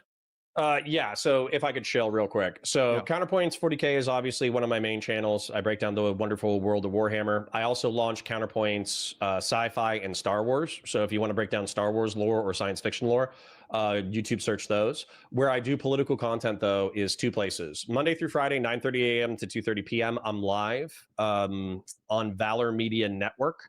VALOR Media Common Spelling Network Common Spelling. So type that in, subscribe, check me out, 9:30 a.m. to 2:30 p.m., especially if Pisco isn't live. And then also on Tuesdays, I'm live on my home channel, which is Counterpoints Politics. Counterpoints Politics is where I post the VODs. And also if you donate there, it comes directly to me.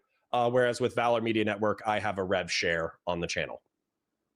So keep that in mind, folks, when you're sending those super chats and everything. Appreciate you a lot, guys.